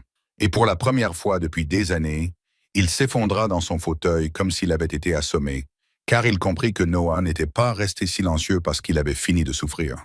Noah était resté silencieux parce qu'il avait peur que ses supplications soient à nouveau ignorées. La petite note de Noah, petit mot de Noah, resta toute la journée dans la poche du manteau de Tristan, comme une pierre brûlante. La toucher lui faisait mal, la sortir le laissait vide. Son conseil convoqua une réunion d'urgence dès le lendemain soir. Pas dans une salle de réunion vitrée et lumineuse comme pour leurs négociations habituelles, mais dans une pièce plus exiguë où des hommes habitués à parler avec leurs yeux et à prendre des décisions en silence se penchant vers lui. Ils appelèrent Holden par différents noms, mais le sens était le même. Il avait touché la famille et leur règle était de rendre l'appareil au double. Un partenaire plus âgé qui était aux côtés de Tristan depuis que celui-ci était un jeune homme apprenant à compter ses dettes en sang, posa sa main sur la table et dit clairement « Coupez-lui l'air, faites-le disparaître. » Une nuit et tout redevient calme. Un autre homme ajouta « Laissez-le vivre et il se moquera de votre faiblesse. » Tristan écouta. Il sentit la rage monter en lui comme une flamme alimentée par du combustible. Puis il vit le visage de Noah tourné vers le mur. Il vit Ivy frapper du poing contre la vitre. Il vit l'écriture d'un enfant qui disait « Ne faites pas disparaître Megan. S'il choisissait la guerre, les enfants ne seraient pas seulement effrayés. Ils grandiraient dans un monde où la violence serait toujours la réponse. » Le même cercle vicieux qu'il avait juré de briser. Tristan posa ses deux mains sur la table. Sa voix n'était pas forte, mais la pièce se tut. Non, les yeux se tournèrent vers lui comme des lames. « Tu t'es adouci, » dit quelqu'un. Tristan ne répondit pas. Il dit simplement la vérité pour la première fois dans cette pièce. « J'ai des enfants, et je ne transformerai pas ma maison en champ de bataille pour satisfaire votre colère. » Ils rirent, parlèrent d'honneur, parlèrent de dissuasion, parlèrent du fait que Holden n'arrêterait pas. Tristan acquiesça. Il était d'accord. Holden n'arrêterait pas. Il changea alors de tactique. Nous allons l'arrêter avec la loi. Des preuves. Une arrestation en bonne et due forme. Je veux qu'il aille en prison, pas Ash. Je veux qu'il ne puisse pas revenir avec une histoire de vengeance. L'atmosphère dans la pièce était lourde comme du plomb. Quelqu'un commença à protester. Mais Bennett, debout derrière Tristan, prit la parole, d'une voix si froide qu'elle transperçait les sentiments. « Monsieur Caldwell a raison. Holden attend un geste violent pour pouvoir légaliser la chasse. Si nous frappons à l'ancienne, il fera de Noah et Ivy la raison. Et il fera de Megan la preuve que la famille Caldwell est dangereuse. » Tristan a jeté un coup d'œil à Bennett, un regard qui disait « Continue ».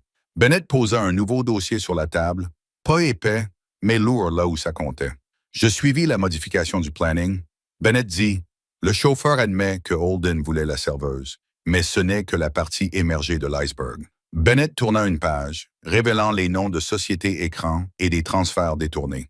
Holden est lié à un groupe d'avocats spécialisés dans les batailles pour la garde des enfants et à un réseau médical privé qui a fait l'objet d'une enquête pour avoir modifié des dossiers.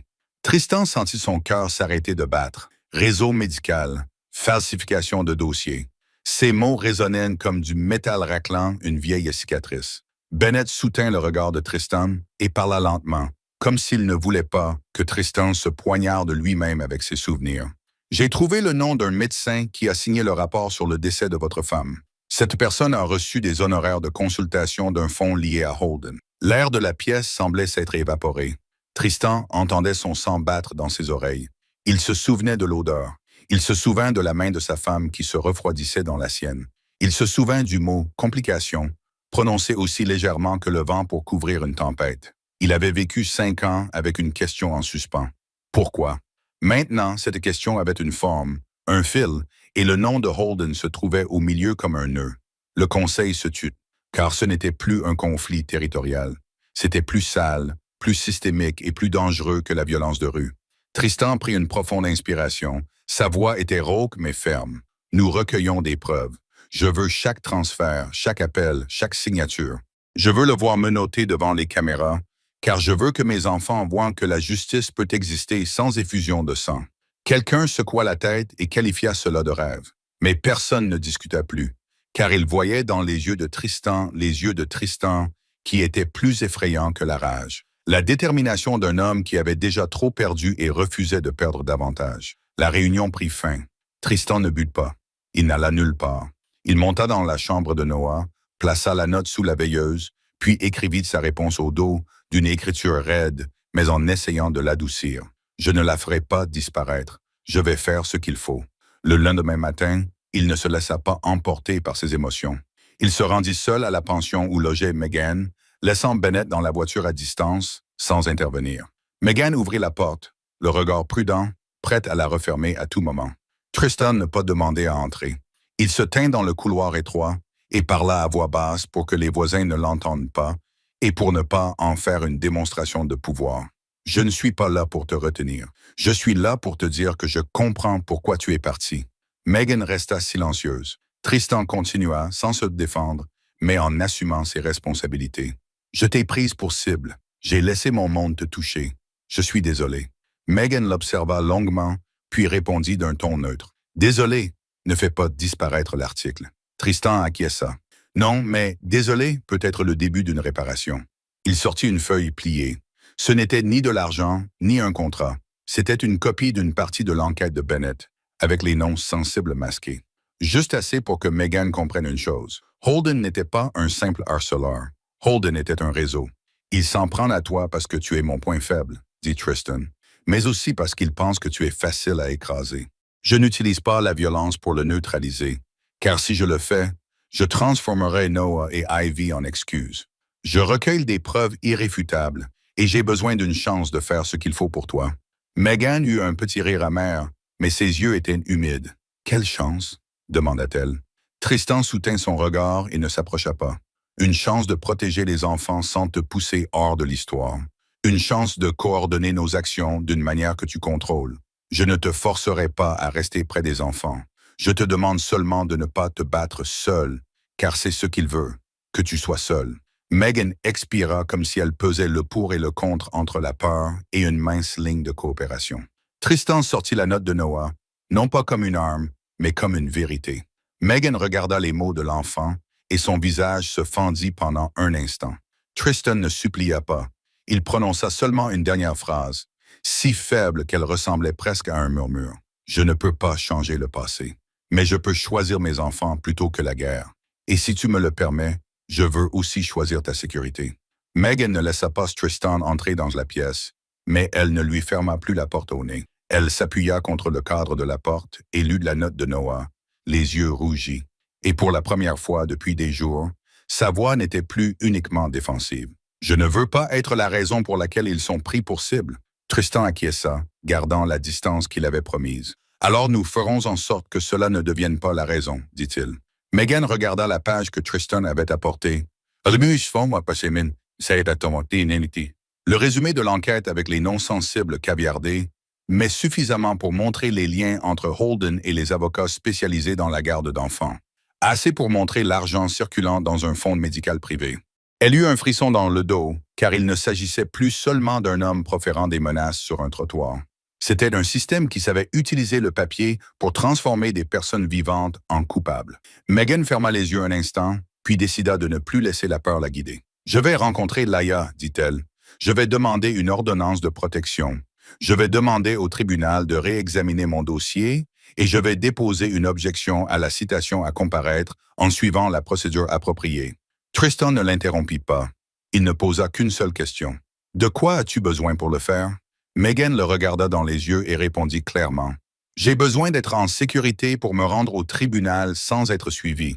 Et j'ai besoin de preuves recevables, pas d'intimidation. » Tristan acquiesça comme si cette phrase l'avait libéré d'une vieille habitude. Bennett s'occupera des racines, des caméras, des témoins. Il dit « Tu t'occupes de l'aspect juridique. Je ne toucherai pas à la décision du juge avec de l'argent. » Entendre cela procura à Megan un sentiment étrange, mi-suspicion, mi-soulagement, car elle était habituée à ce que les personnes puissantes achètent des routes ou poussent les autres à marcher. Tristan choisissait une voie plus difficile, plus propre, mais aussi plus dangereuse pour lui-même. Ils établirent une nouvelle règle là, dans le couloir étroit. Pas de réunion privée, sauf en cas de nécessité. Toutes les communications concernant l'affaire passeront par Laya et Bennett. Tous les horaires de voyage changeront constamment. Et surtout, Noah et Ivy ne doivent pas entendre une seule phrase au sujet de Holden. Megan acquiesça, puis une confession lui échappa, comme si elle l'attendait depuis longtemps. Je pensais que j'étais juste malchanceuse. Je pensais que j'avais perdu parce que j'étais pauvre. Je pensais avoir fait quelque chose de mal, alors j'ai perdu mon enfant. Tristan l'observait sans l'interrompre. Megan déglutit et continua. Mais si Holden était derrière ses avocats, s'il avait des liens avec l'hôpital et des gens qui modifiaient les dossiers, alors je n'ai pas perdu uniquement parce que j'étais faible. J'étais anéanti. Tristan ne le nia pas. Il parla lentement, d'une voix rauque, moi aussi. Megan leva les yeux comme si elle n'arrivait pas à le croire. Tristan ne lui raconta pas toute l'histoire. Il lui révéla une vérité qu'il avait gardée pour lui pendant 5 ans. « Ma femme est morte après avoir accouché, dit-il. Ils ont parlé de complications. Je l'ai cru parce que j'étais occupé à me noyer dans le travail et la colère. Mais Bennett vient de découvrir que le médecin qui a signé son rapport a des liens financiers avec un fonds lié à Holden. » Megan sentit son cœur se serrer. Un décès, une perte de garde, 2 tragédies qui semblaient sans rapport, reposant soudainement entre les mêmes mains. Tristan continua, et sa voix s'abaissa comme si parler trop fort risquait de faire saigner la blessure. « Je ne dis pas que Holden l'a tué. Je dis qu'il y a des signes irréguliers que quelqu'un a dissimulés. Et si c'est vrai, Holden ne s'en est pas pris à moi uniquement par le biais de mes enfants. Il avait déjà mis la main sur moi avant même que je le sache. » Megan resta immobile. Dans son esprit, elle revit la salle d'audience de cette année-là. Le témoin inconnu, la signature étrange, l'évaluation psychologique qui la faisait passer pour dangereuse. Elle se souvint avoir été regardée comme une criminelle parce qu'elle n'avait pas les moyens de s'offrir un bon avocat. Et maintenant, elle voyait le tableau d'ensemble où des gens comme elle étaient écrasés pour servir les intérêts de gens comme Holden. « Il n'a pas besoin de nous voir morts, » dit Megan, la voix tremblante. « Il a seulement besoin que nous perdions tout jusqu'à ce que nous nous séparions les uns des autres. » Tristan acquiesça. « C'est pourquoi nous ne nous séparons pas, dit-il. Nous formons une alliance. » Le mot sonnait comme un accord issu du monde de Tristan. Mais ici, il avait une autre signification. Un lien fondé sur un choix moral et non sur le profit. Megan prit une profonde inspiration et proposa sa contribution. « Je vais travailler avec Laya pour demander des ordonnances obligeant à fournir des copies afin de trouver les incohérences dans les témoignages. Je m'assurerai que tout passe par les voies appropriées afin que lorsque nous présenterons les preuves, ils ne puissent pas invoquer la coercition. » Tristan répondit immédiatement. « Je demanderai à Bennett de retracer l'argent et les contacts. Je rassemblerai les enregistrements vidéo, l'itinéraire modifié, la déclaration du chauffeur et tout ce qui a trait à la surveillance. Je ne toucherai pas aux enfants en les présentant comme des preuves. » Megan le regarda et pour la première fois, elle vit non seulement la puissance dans les yeux de Tristan, mais aussi une véritable peur. La peur de perdre à nouveau. Et cette peur le rendait humain. Elle acquiesça. « D'accord, dit Megan, mais si je vois à un moment donné que les enfants sont impliqués, j'arrête. » Tristan acquiesça sans se discuter. « Je t'écouterai. » Ils restèrent là un instant, comme 2 personnes qui venaient de signer un contrat avec la vérité. Tristan se retourna pour partir, gardant toujours ses distances. Mais avant de descendre les escaliers, il prononça une phrase qui n'était pas une stratégie, seulement un aveu. « Je pensais que tout ce dont j'avais besoin, c'était d'être fort. Il s'avère que j'ai besoin d'avoir raison. » Megan ne répondit pas, mais elle ne claqua pas la porte non plus. Ce soir-là, Megan s'entretint avec Laya lors d'un appel sécurisé, fixa les dates de dépôt, prépara la liste des demandes pour que le tribunal oblige la divulgation des documents et Bennett lui envoya une liste de témoins pouvant confirmer qu'elle n'était pas ce que décrivait le dossier. Tout a commencé à prendre forme, à s'organiser, ce qui a obligé Holden à changer de stratégie. Alors que Megan rangeait des papiers dans son sac, son téléphone a vibré. C'était Alyssa, mais ce n'était pas la voix d'Alyssa. Une voix masculine, grave et suffisamment familière pour lui glacer le sang. Elle semblait provenir de l'homme qui se tenait juste derrière elle. « Megan, votre manager est avec moi.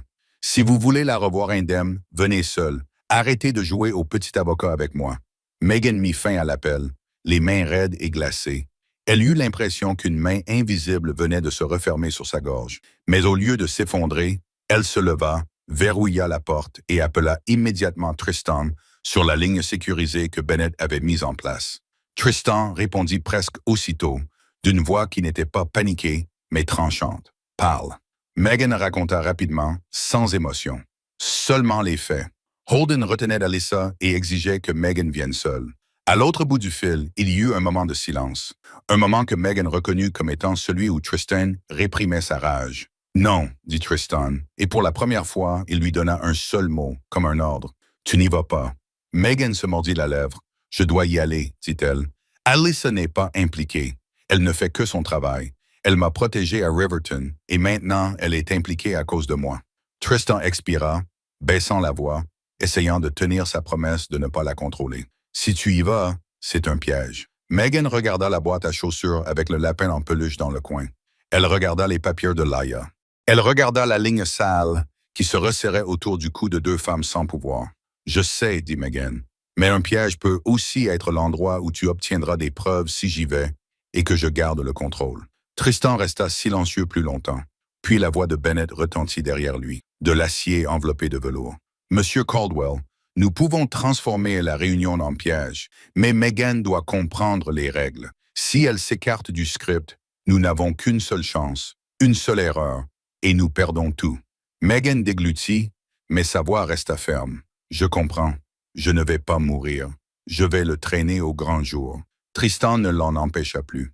Il se contenta de demander, chaque mot prononcé doucement. « De quoi as-tu besoin? » Megan répondit clairement. « Un appareil d'enregistrement compact, un téléphone de secours, un itinéraire d'entrée et de sortie avec des caméras, quelqu'un qui surveille de loin pour pouvoir intervenir, mais pas assez près pour que Holden le sente. Et surtout, Tristan ne pouvait pas apparaître directement, car Holden essayait de le pousser à réagir violemment. Tristan dit, « D'accord, je ne montrerai pas mon visage. Je serai dans le cercle extérieur. » Entendre « cercle extérieur » fit battre le cœur de Megan, car cela ressemblait à un accord entre deux personnes marchant sur une corde raide.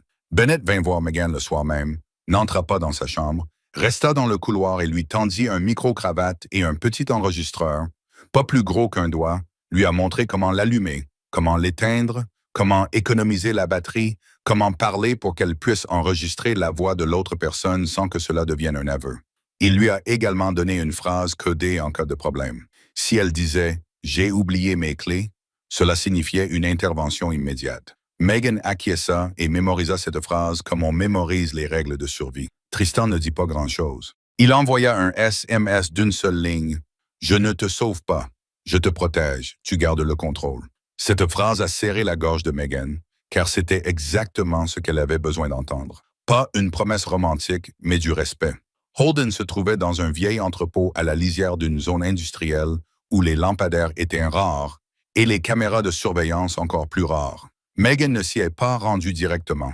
Elle a donné à Ben, à ce moment-là, le numéro d'immatriculation de la voiture de location et elle a changé de manteau, changé de coiffure, comme si cela pouvait dérouter un observateur. Lorsque Megan s'est approchée, elle a vu la porte de l'entrepôt entr'ouverte, une lumière blanche et froide s'échappant comme dans une salle d'opération.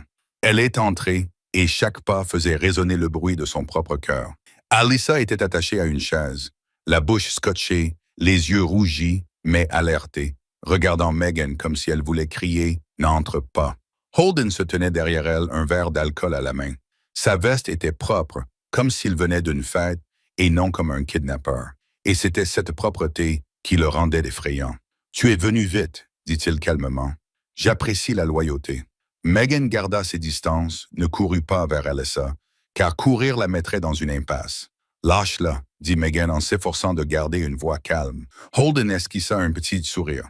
Ne donne pas d'ordre, dit-il. Tu n'es qu'une serveuse, mais tu m'intéresses. Quelqu'un comme toi qui entraîne l'or dans ce jeu. Megan serra les dents, mais continua à marcher. Que veux-tu? Tu m'as ici. Holden fit un pas en avant, ses yeux se posant sur le col de Megan, comme s'il cherchait quelque chose de caché. Megan garda ses mains naturelles et ne toucha pas le micro. Je veux que tu arrêtes de travailler avec Tristan. Holden dit, arrête de voir l'avocat, arrête de fouiller dans les dossiers, tu dois disparaître. Megan répéta pour qu'il le dise clairement. Disparaître d'où? Holden haussa les épaules, un sourire fin. De la ville, de l'histoire, de ta petite vie facile. Megan déglutit péniblement, puis prononça la phrase qu'elle avait préparée pour le pousser à avouer. Tu as peur que je découvre qui a sali mon dossier. Holden a ri comme si elle avait raconté une blague. Ton dossier était déjà sali, dit-il. Tu ne survis que parce que les gens ont pitié de toi. Je ne fais que le rappeler au monde entier. Megan s'efforça de rester calme et continua. Chaque mot était comme un appât. Tu le leur as rappelé en enlevant Alyssa. Tu le leur as rappelé en modifiant l'horaire de prise en charge de Noah et Ivy. Tu le leur as rappelé en utilisant un faux témoin. Holden la fixa du regard, une lueur d'agacement brillant dans ses yeux. Puis il s'approcha, assez près pour que sa voix tombe directement dans le micro. Tu te crois si intelligent. Un témoin est un témoin. Une signature est une signature. Tu veux intenter un procès? Intente un procès. Tu veux crier? Crie. Au final, les gens croient toujours les documents officiels. Megan eut un pincement au cœur car il avait raison au sujet du monde qui l'avait écrasé. Mais elle continua, essayant de le ramener vers Tristan et la femme de Tristan. Vous avez aussi utilisé des documents administratifs avec l'hôpital. Holden esquissa un sourire, baissant la voix comme s'il prenait plaisir à la souffrance des autres. Ne parlez pas de ça, vous n'en avez pas le droit. Le cœur de Megan bondit, car c'était de la preuve qu'il savait, et qu'il savait très bien, demanda-t-elle lentement. Alors, tu laisses Alyssa partir et j'arrête? Holden pencha la tête, les yeux rivés sur Megan. Non, tu dois le prouver. Tu dois faire quelque chose pour moi. Megan garda son ton. Quoi? Holden désigna un téléphone sur la table. Appelle Tristan. Dis-lui que tu le quittes. Dis-lui que tu disparais à cause de lui. Je veux entendre sa réaction. Je veux voir si sa faiblesse est toujours aussi grande. Megan sentit un frisson lui parcourir l'échine, car c'était ce que Holden avait toujours voulu. Pas elle, mais la réaction de Tristan, cette réaction violente qui donnerait à Holden une excuse pour détruire la famille. Megan regarda le téléphone, puis Alyssa qui se débattait sur sa chaise, les yeux suppliants. Elle savait que si elle n'appelait pas, Alyssa pourrait mourir. Mais si elle appelait au mauvais moment, Noah et Ivy pourraient être entraînés dans la guerre. Elle faisait un choix dans un piège sans issue. Megan se dirigea vers la table et décrocha le téléphone, la paume moite de sueur. À ce moment-là, dans une autre pièce à quelques pâtés de maison de là, Noah et Ivy étaient allongés dans leur lit, incapables de dormir parce qu'ils avaient entendu les adultes chuchoter trop longtemps. Ivy ouvrit doucement la porte et tira Noah avec elle. Les enfants, comme deux petites ombres, descendirent les escaliers. Au moment même où Bennett était occupé à surveiller le signal du micro de Megan, ils se faufilèrent en devant la babysitter distraite et grimpèrent dans le coffre ouvert du SUV de Bennett juste avant qu'il ne le referme et ne démarre. Personne ne remarqua les deux petits passagers cachés sous une lourde couverture d'équipement alors que la voiture filait vers la zone industrielle, faisant vibrer le plan de contre-piège comme une corde sur le point de se rompre. Megan tenait le téléphone, le cœur battant si fort qu'elle avait l'impression qu'il allait lui briser les côtes. Elle savait que Holden était juste derrière elle. Elle savait qu'Alyssa était ligotée et la regardait d'un air suppliant. Elle savait que Bennett était là, entendant chaque respiration à travers le micro. Elle composa le numéro de Tristan comme on le lui avait ordonné, mais elle ne laissa pas la sonnerie retentir longtemps, juste assez pour que le système l'enregistre. Puis elle parla dans le combiné d'une voix calme, comme si elle lisait une réplique qu'elle avait répétée. « J'ai oublié mes clés. » Holden fronça les sourcils, ne comprenant pas encore, et Megan se tourna vers lui. « Tu veux entendre la réaction de Tristan? Alors laisse-moi te le dire clairement. Ton point faible, ce n'est pas Tristan. Ton point faible, c'est que tu penses que tout le monde s'agenouillera. » Holden sourit, mais son sourire se figea lorsqu'un très léger bruit se fit entendre depuis la porte de l'entrepôt. Ce n'était pas le bruit d'adultes, mais le frottement de chaussures d'enfants sur le ciment. Megan se figea la première, puis Holden tourna brusquement la tête. Noah et Ivy se tenaient dans l'embrasure de la porte comme deux petites ombres. leur manteau tiré de travers, le visage pâle de peur, mais ils entrèrent quand même parce qu'ils croyaient que là où se trouvait Megan, ils seraient en sécurité. Cette vision fit exploser l'atmosphère. Les yeux de Holden s'illuminèrent comme ceux d'un homme recevant un cadeau tombé du ciel. Il se précipita vers les enfants, la main levée comme pour les attraper. Au même moment, Tristan apparut à l'entrée opposée. Sans bruit, sans rugissement, le regard sombre et froid comme la nuit. Tristan ne s'en prit pas à Holden, pas chargé sur Holden. Il s'est chargé sur Noah et Ivy. Il n'avait qu'une seule priorité, les mettre hors de portée des prédateurs avant que quoi que ce soit d'autre ne se produise. « Viens avec moi », ordonna Tristan d'une voix basse, et Noah courut immédiatement vers lui. Mais Ivy s'arrêta un instant, trop choquée. Son esprit était partagé entre deux pôles, alors qu'elle regardait Holden puis Tristan. Megan cria un mot familier, pas pour Holden, mais pour Ivy. « Ivy, tiens-moi la main !» Ivy se réveilla brusquement et tendit la main. Noah l'attrapa et la tira vers lui, tandis que Tristan se transformait en bouclier, serrant les deux enfants contre sa poitrine comme une armure vivante. Holden jura sa voix perdant toute courtoisie et tendit la main, mais une silhouette l'en empêcha. Bennett apparut de l'extérieur comme un piège, scellant le cercle extérieur avec des hommes qui avaient été cachés sur place. Pas de coupe de feu, seulement des poignets tordus, des genoux pressés, des articulations bloquées dans un mouvement rapide et mouvement net. Mais Holden n'était pas du genre à se rendre facilement. Il recula et sortit un petit couteau de sa veste, la lame brillant sous la lumière blanche, et il eut d'un rire sec. « Maintenant, nous allons voir qui contrôle qui. » Tristan ne se précipita pas. Il garda Noah et Ivy derrière lui, les yeux fixés sur Holden, mais l'oreille attentive à la respiration de ses enfants. Au premier sanglot de Noah, alors que le garçon glissait à nouveau vers le précipice de la panique, Megan fit un pas en avant, non par imprudence, mais parce qu'elle comprenait que ce que Holden voulait, c'était que Tristan perde le contrôle. Et si Tristan perdait le contrôle, tout ce qu'ils avaient construit s'effondrerait. « Noah, regarde-moi », dit Megan d'une voix douce mais ferme, comme si elle posait une couverture sur le feu. « Respire avec moi. » Noah tremblait encore, mais ses yeux trouvèrent Megan comme une encre. Megan inspira et expira lentement et prononça les mots clés. « Ici, en sécurité, tiens-moi la main. » Ivy se mit à pleurer, le son s'échappant d'elle pour la deuxième fois seulement de sa vie. Ce n'était plus de la colère, mais de la terreur. Megan regarda Ivy droit dans les yeux et ne lui dit pas d'arrêter. Elle se contenta de dire « Tu as peur.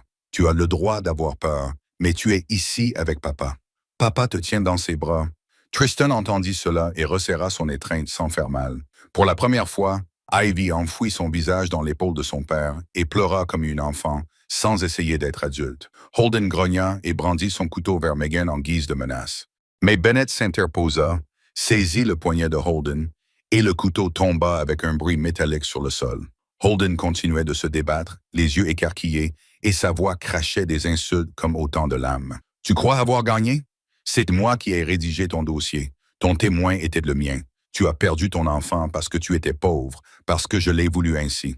Et la femme de Tristan, ce n'était qu'une erreur qui pouvait être arrangée. » La confession tomba comme du sang, et Bennett leva immédiatement l'appareil d'enregistrement, appuya sur « Confirmer » et au même moment, des hommes en noir surgirent par la porte arrière avec des badges. Ce n'étaient pas les hommes de Tristan, mais les forces de l'ordre que Bennett avait coordonnées à l'avance pour procéder à une arrestation sur place dès que les mots seraient suffisants.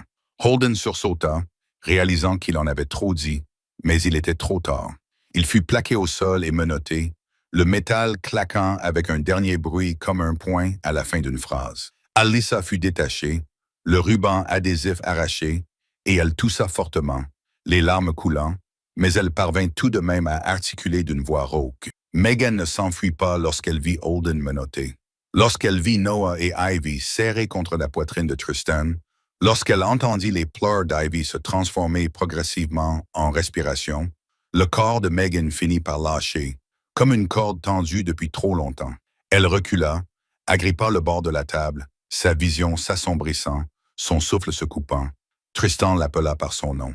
Mais Megan eut juste le temps de regarder Noah une seule fois pour voir qu'il tenait toujours la main d'Ivy. Puis tout s'est effondré en elle. Megan s'est effondrée, tombant sur le béton froid, épuisée comme quelqu'un qui aurait soutenu le monde entier à main nue. Megan s'est réveillée avec une odeur d'antiseptique et une lumière blanche. Mais cette fois, Elle n'était pas seule avec ce sentiment d'abandon qu'elle avait ressenti auparavant à cause de l'épuisement. Bennett se tenait à côté du lit, silencieux comme une pierre tombale, et Tristan était assis sur une chaise près de la porte, les mains jointes. Ses yeux trahissaient son manque de sommeil, mais il n'était pas affolé. Megan bougea légèrement et Tristan se leva aussitôt, puis s'arrêta à un pas d'elle, ne la touchant pas à moins qu'elle ne le lui permette, et lui demanda doucement « Tu as mal ?» Megan secoua la tête, la gorge sèche, mais dans sa poitrine, il y avait quelque chose de plus chaud que la douleur, le sentiment qu'elle avait survécu. Bennett posa un sac de preuves scellé sur le meuble, la voix basse. L'enregistrement a été sauvegardé de 3 façons différentes. La police a rédigé le rapport. Holden a été arrêté sur place et a avoué. Alyssa est en sécurité. Megan ferma les yeux un instant et des larmes coulèrent avant qu'elle ne puisse les retenir. Parce que Holden n'était plus un fantôme dans sa gorge. Il avait un corps, des menottes, un dossier à son nom. Laia vint à l'hôpital le soir même, les cheveux en bataille, les yeux brillants, avec un cahier et une foi inébranlable. Elle ne lui offrit pas de vaines paroles de réconfort. Elle ouvrit son ordinateur portable et lut à Megan les prochaines étapes. Déposer une requête pour rouvrir l'ancienne décision sur la base de nouvelles preuves. Demander au tribunal d'exiger les documents originaux. Demander une enquête sur la signature falsifiée et le faux témoin. Et surtout, demander que le calendrier des visites soit modifié pour passer d'un régime supervisé, comme pour un prisonnier, à un temps parental significatif, suffisamment long pour être une mère dans la vie réelle.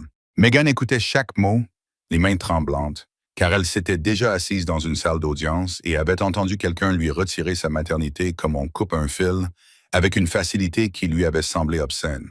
Cette fois, elle avait des preuves, mais elle avait toujours peur, car le tribunal n'est pas un endroit où les sentiments l'emportent. Laia regarda Megan et prononça une phrase courte mais ferme. Cette fois, tu ne demandais pas la clémence. Tu exiges la justice. Tristan ne s'est pas immiscé dans la conversation juridique. Il a seulement fourni à Megan ce dont elle avait besoin pour pouvoir suivre cette voie sans être écartée.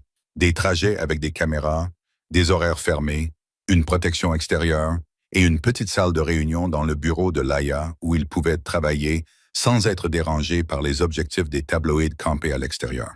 Il n'a pas parlé d'argent. Il n'a pas dit qu'il s'occuperait de tout, car il avait appris la leçon la plus difficile qui soit. Faire quelque chose pour quelqu'un le rend redevable. Lorsque Laia a demandé à Tristan s'il était prêt à témoigner, celui-ci a immédiatement acquiescé, mais il a clairement précisé une chose. Je témoignerai pour dire la vérité, pas pour faire pression. Le jour du procès, Megan portait un chemisier simple, les cheveux attachés en arrière, sans maquillage chargé, car elle ne voulait pas ressembler à quelqu'un qui joue le rôle de la victime. Elle voulait ressembler à une mère qui se bat. À l'extérieur, il y avait quelques objectifs cachés. Mais Bennett a bouclé le périmètre dans le silence, sans bagarre, s'assurant simplement qu'ils n'avaient aucun angle de vue. Dans la salle d'audience, Megan a vu que son ex-mari n'était pas présent, seulement son avocat, et cela lui a semblé être un signe. Lorsqu'un système corrompu est exposé, les personnes qui en tiraient profitent se cachent souvent derrière la paperasse. Laia a présenté son dossier de manière claire, a présenté les preuves enregistrées avec une chaîne de conservation claire, a présenté les déclarations non vues, et présenté la preuve qu'une signature avait été copiée, a présenté la vérification croisée montrant un témoin qui n'existait pas. Et lorsqu'elle est arrivée à la partie où Holden a avoué, la salle d'audience s'est figée. Megan est restée immobile, n'a pas pleuré, a seulement respiré au rythme qu'elle avait appris avec Noah et Ivy, car elle comprenait qu'elle devait rester forte et non se laisser aller à ses larmes. Tristan a été appelé à témoigner. Il s'est présenté à la barre sans costume de pouvoir, seulement en tant que père. Il a expliqué comment Megan avait aidé à stabiliser les enfants, sans embellissement, seulement ce qui pouvait être vérifié. Les séances de thérapie avec le Dr. Riley, le rituel de sécurité. Megan qui fixait des limites, Megan qui refusait l'argent, Megan qui faisait passer les enfants avant elle-même.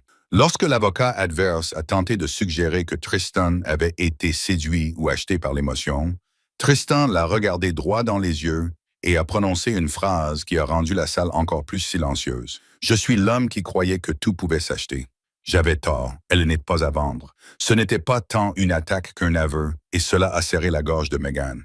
L'audience ne s'est pas terminée par un miracle instantané, mais le juge a rendu une ordonnance temporaire qui a eu l'importance d'une porte entr'ouverte, levant les restrictions déraisonnables de l'ancienne décision, accordant à Meghan un droit de visite élargi sans surveillance dans un centre familial et ouvrant la procédure de révision de la garde sur la base de l'enquête pour faux et usage de faux.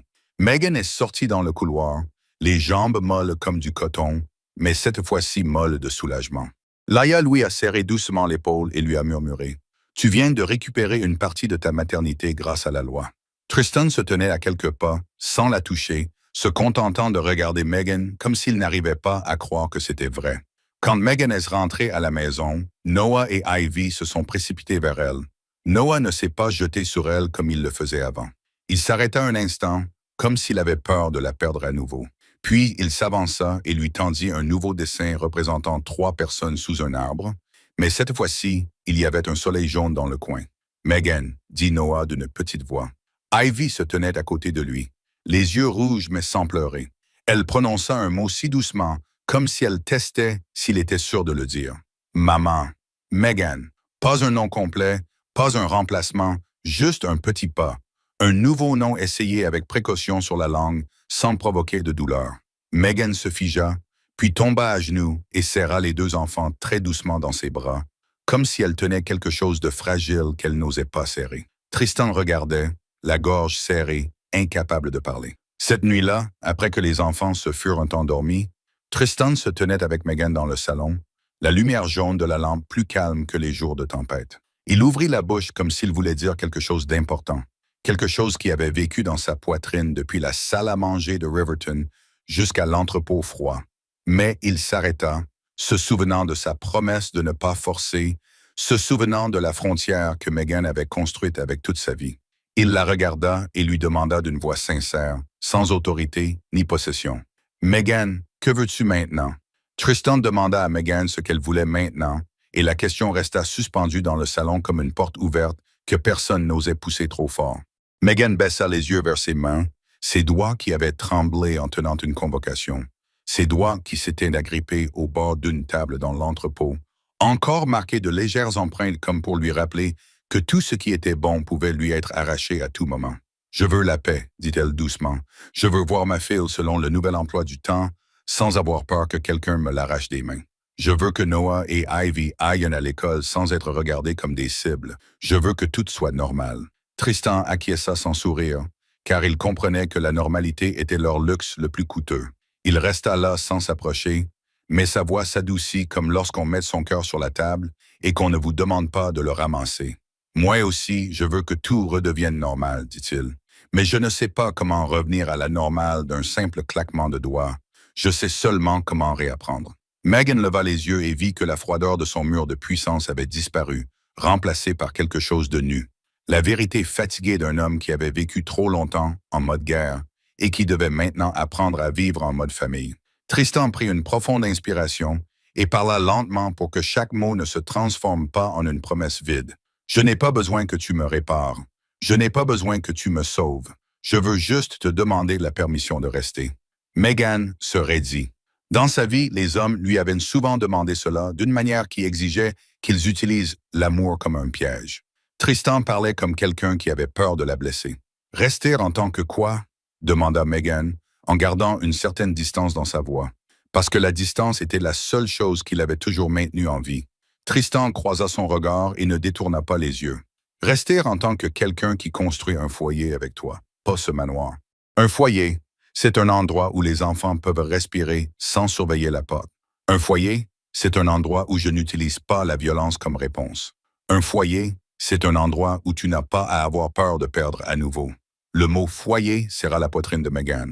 Elle voulait y croire, mais le souvenir d'avoir perdu sa maternité, d'avoir été séparée de sa fille, des promesses qui s'étaient évaporées comme de la fumée, l'empêchait de se laisser aller à l'espoir. « Toi et moi ne venons pas du même monde, » dit Meghan, les yeux rougis, la voix toujours claire. « Ton monde est fait d'armes à feu, de cadavres, de choses dont je ne veux pas que les enfants entendent parler.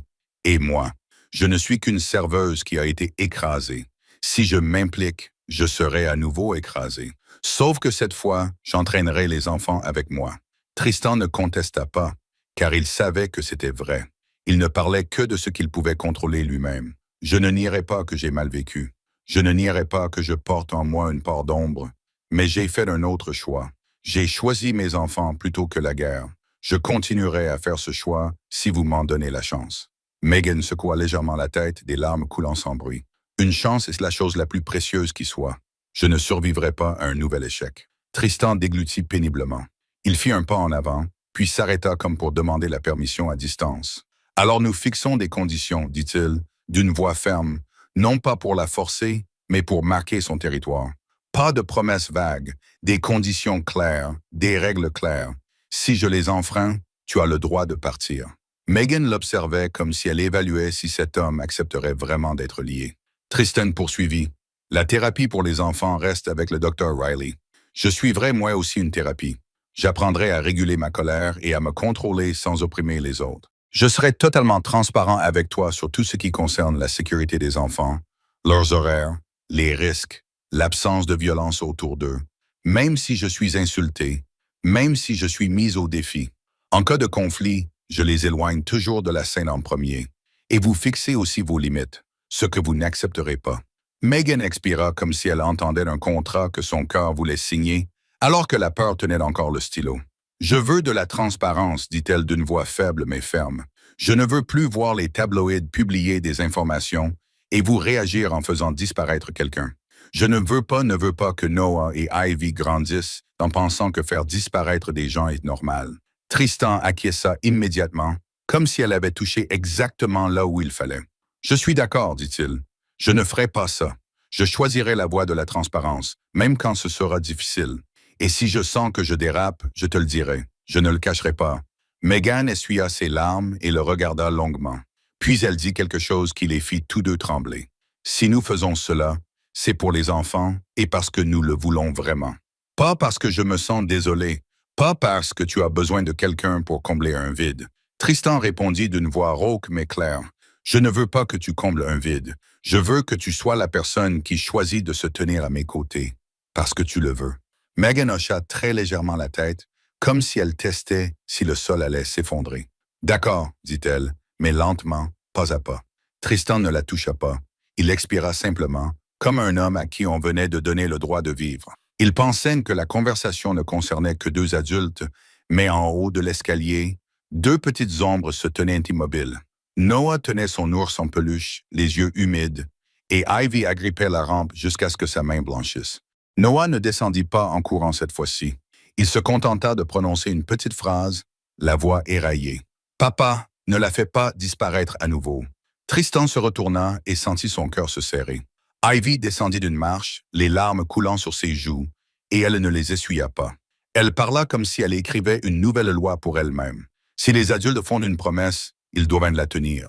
Tristan s'agenouilla au pied de l'escalier et prit les deux enfants dans ses bras, ne cachant plus le tremblement de sa voix. « Je vous comprends.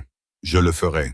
Et si je me trompe, je m'excuserai et je réparerai mes torts. » Megan se tenait derrière lui, une main pressée contre sa poitrine, trop émue pour parler, car à ce moment-là, elle comprit qu'il ne s'agissait pas d'une confession de conte de fées. C'était une demande de rester selon les conditions d'un enfant, simple et impitoyable. Présence, honnêteté et pas d'abandon. La maison n'a pas changé d'architecture après la nuit où les deux enfants se sont tenus en haut des escaliers et ont posé leurs conditions aux adultes, mais l'atmosphère à l'intérieur a changé, comme si quelqu'un avait ouvert une fenêtre qui avait toujours été fermée. La lumière jaune de la salle à manger ne tombait plus sur une longue table froide, conçue pour des dîners silencieux. Elle se répandait plutôt sur 4 chaises rapprochées. Tristan rentrait plus souvent à l'heure, son téléphone posé face vers le bas, au lieu d'être à côté de son assiette. Et si un appel était important, il demandait la permission de s'éloigner de la table, au lieu d'écouter en hochant la tête. Megan ne se tenait plus au bord de la cuisine comme une invitée. Elle s'asseyait avec eux, racontant à Noah et Ivy qu'elle avait vu sa fille au centre familial, qu'elle avait pu attacher les cheveux de la petite fille de ses propres mains pendant la nouvelle période de visite, qu'elle avait vu un sourire encore hésitant, mais qui n'était plus effrayé. Noah écoutait comme on écoute un conte de fées que l'on peut toucher. Et Ivy posait des questions pointues comme des aiguilles, voulant savoir quel âge avait la fille, si elle aimait dessiner ou lire. Et Megan répondit à chacune d'elles, sans cacher la douleur de l'absence de son enfant, mais sans non plus l'embellir. Après le dîner, ils se rendirent dans le salon où le dessin représentant 3 personnes sous un arbre avait été encadré et accroché à côté de l'escalier. Et à côté se trouvait le nouveau dessin avec un soleil dans le coin. Tristan ne l'avait pas accroché comme un trophée. Il l'avait accroché comme un rappel que la famille ne se définit pas par le sang ou l'argent. Elle se définit par une présence quotidienne. Avant d'aller se coucher, Noah a descendu son ours en peluche et a demandé à Megan de lui raconter à nouveau l'histoire de la respiration sécurisée. Tandis qu'Ivy était allongée sur le dos, les yeux fixés au plafond, murmurait que si les adultes tenaient de leurs paroles, les enfants apprendraient à faire à nouveau confiance. Tristan s'assit sur le bord du lit et les écouta. Il se sentait à la fois réconforté et triste, car il savait que la paix n'était pas quelque chose que l'on gagnait une fois pour toutes. La paix est quelque chose que l'on protège, qu'il faut arroser, réparer quand des fissures apparaissent. Dans la pièce voisine, Megan a consulté son téléphone et a vu un message de Laia lui annonçant que l'audience pour la révision de sa garde avait été fixée, ainsi qu'un autre message du centre familial lui indiquant que sa fille avait demandé quand elle reverrait sa mère. Megan l'a lu les mains tremblantes, non pas de peur, mais parce que cet espoir n'était plus un espoir aveugle. Elle est sortie dans le couloir et a vu Tristan fermer la porte de la chambre des enfants, et dès que leurs regards se sont croisés, ils ont tous deux compris qu'ils étaient du même côté d'un choix dont ils n'avaient jamais parlé. Ils ont parlé de demain, de la prochaine séance de thérapie, de l'emploi du temps scolaire de Noah, du souhait d'Ivy de suivre des cours d'art avancés, de la nécessité pour Megan de préparer ses documents administratifs. Ces petites choses s'assemblaient pour former quelque chose de plus grand que n'importe quel serment. Le bar-histoire ne s'est pas terminé par un mariage somptueux ou un discours de victoire. Elle s'est terminée par une maison qui semblait moins froide et des rires qui ne semblaient plus forcés. Ce qui restait de cette histoire, ce n'était pas la chute d'un homme mauvais. C'était l'émancipation de personnes qui avaient été écrasées par un système corrompu et par la peur. La leçon n'était pas de savoir qui était le plus fort. Elle était de savoir qui osait choisir d'être présent plutôt que de fuir, qui osait s'excuser plutôt que de se cacher, qui osait écrire de nouvelles règles pour sa propre famille plutôt que de répéter le cercle vicieux. La présence constante d'un père, le courage discret d'une mère qui avait tout perdu, et l'honnêteté brutale de 2 enfants ont brisé le cycle de la violence et du silence. Dans la vie réelle, tout le monde n'a peut-être pas une maison ou du pouvoir, mais tout le monde a chaque jour de petits choix à faire. Le choix de dire la vérité, le choix d'écouter, le choix de ne pas causer plus de mal. Qu'avez-vous ressenti en lisant cette histoire? Et dans votre propre vie, qu'est-ce qui a besoin de ce genre de présence constante pour guérir? Si cette histoire vous a touché, abonnez-vous à notre chaîne pour ne pas manquer les prochaines histoires. Cliquez sur j'aime pour nous soutenir et partagez cette vidéo avec tous ceux qui ont besoin d'un peu d'espoir. Nous aimerions vraiment lire vos commentaires sincères, vos véritables pensées du fond du cœur sur la famille, le pardon et les secondes chances. Merci d'avoir écouté jusqu'à la fin. Nous souhaitons à tous ceux qui regardent cette vidéo une bonne santé, une vie joyeuse et la paix au quotidien. Au revoir et à bientôt dans la prochaine vidéo.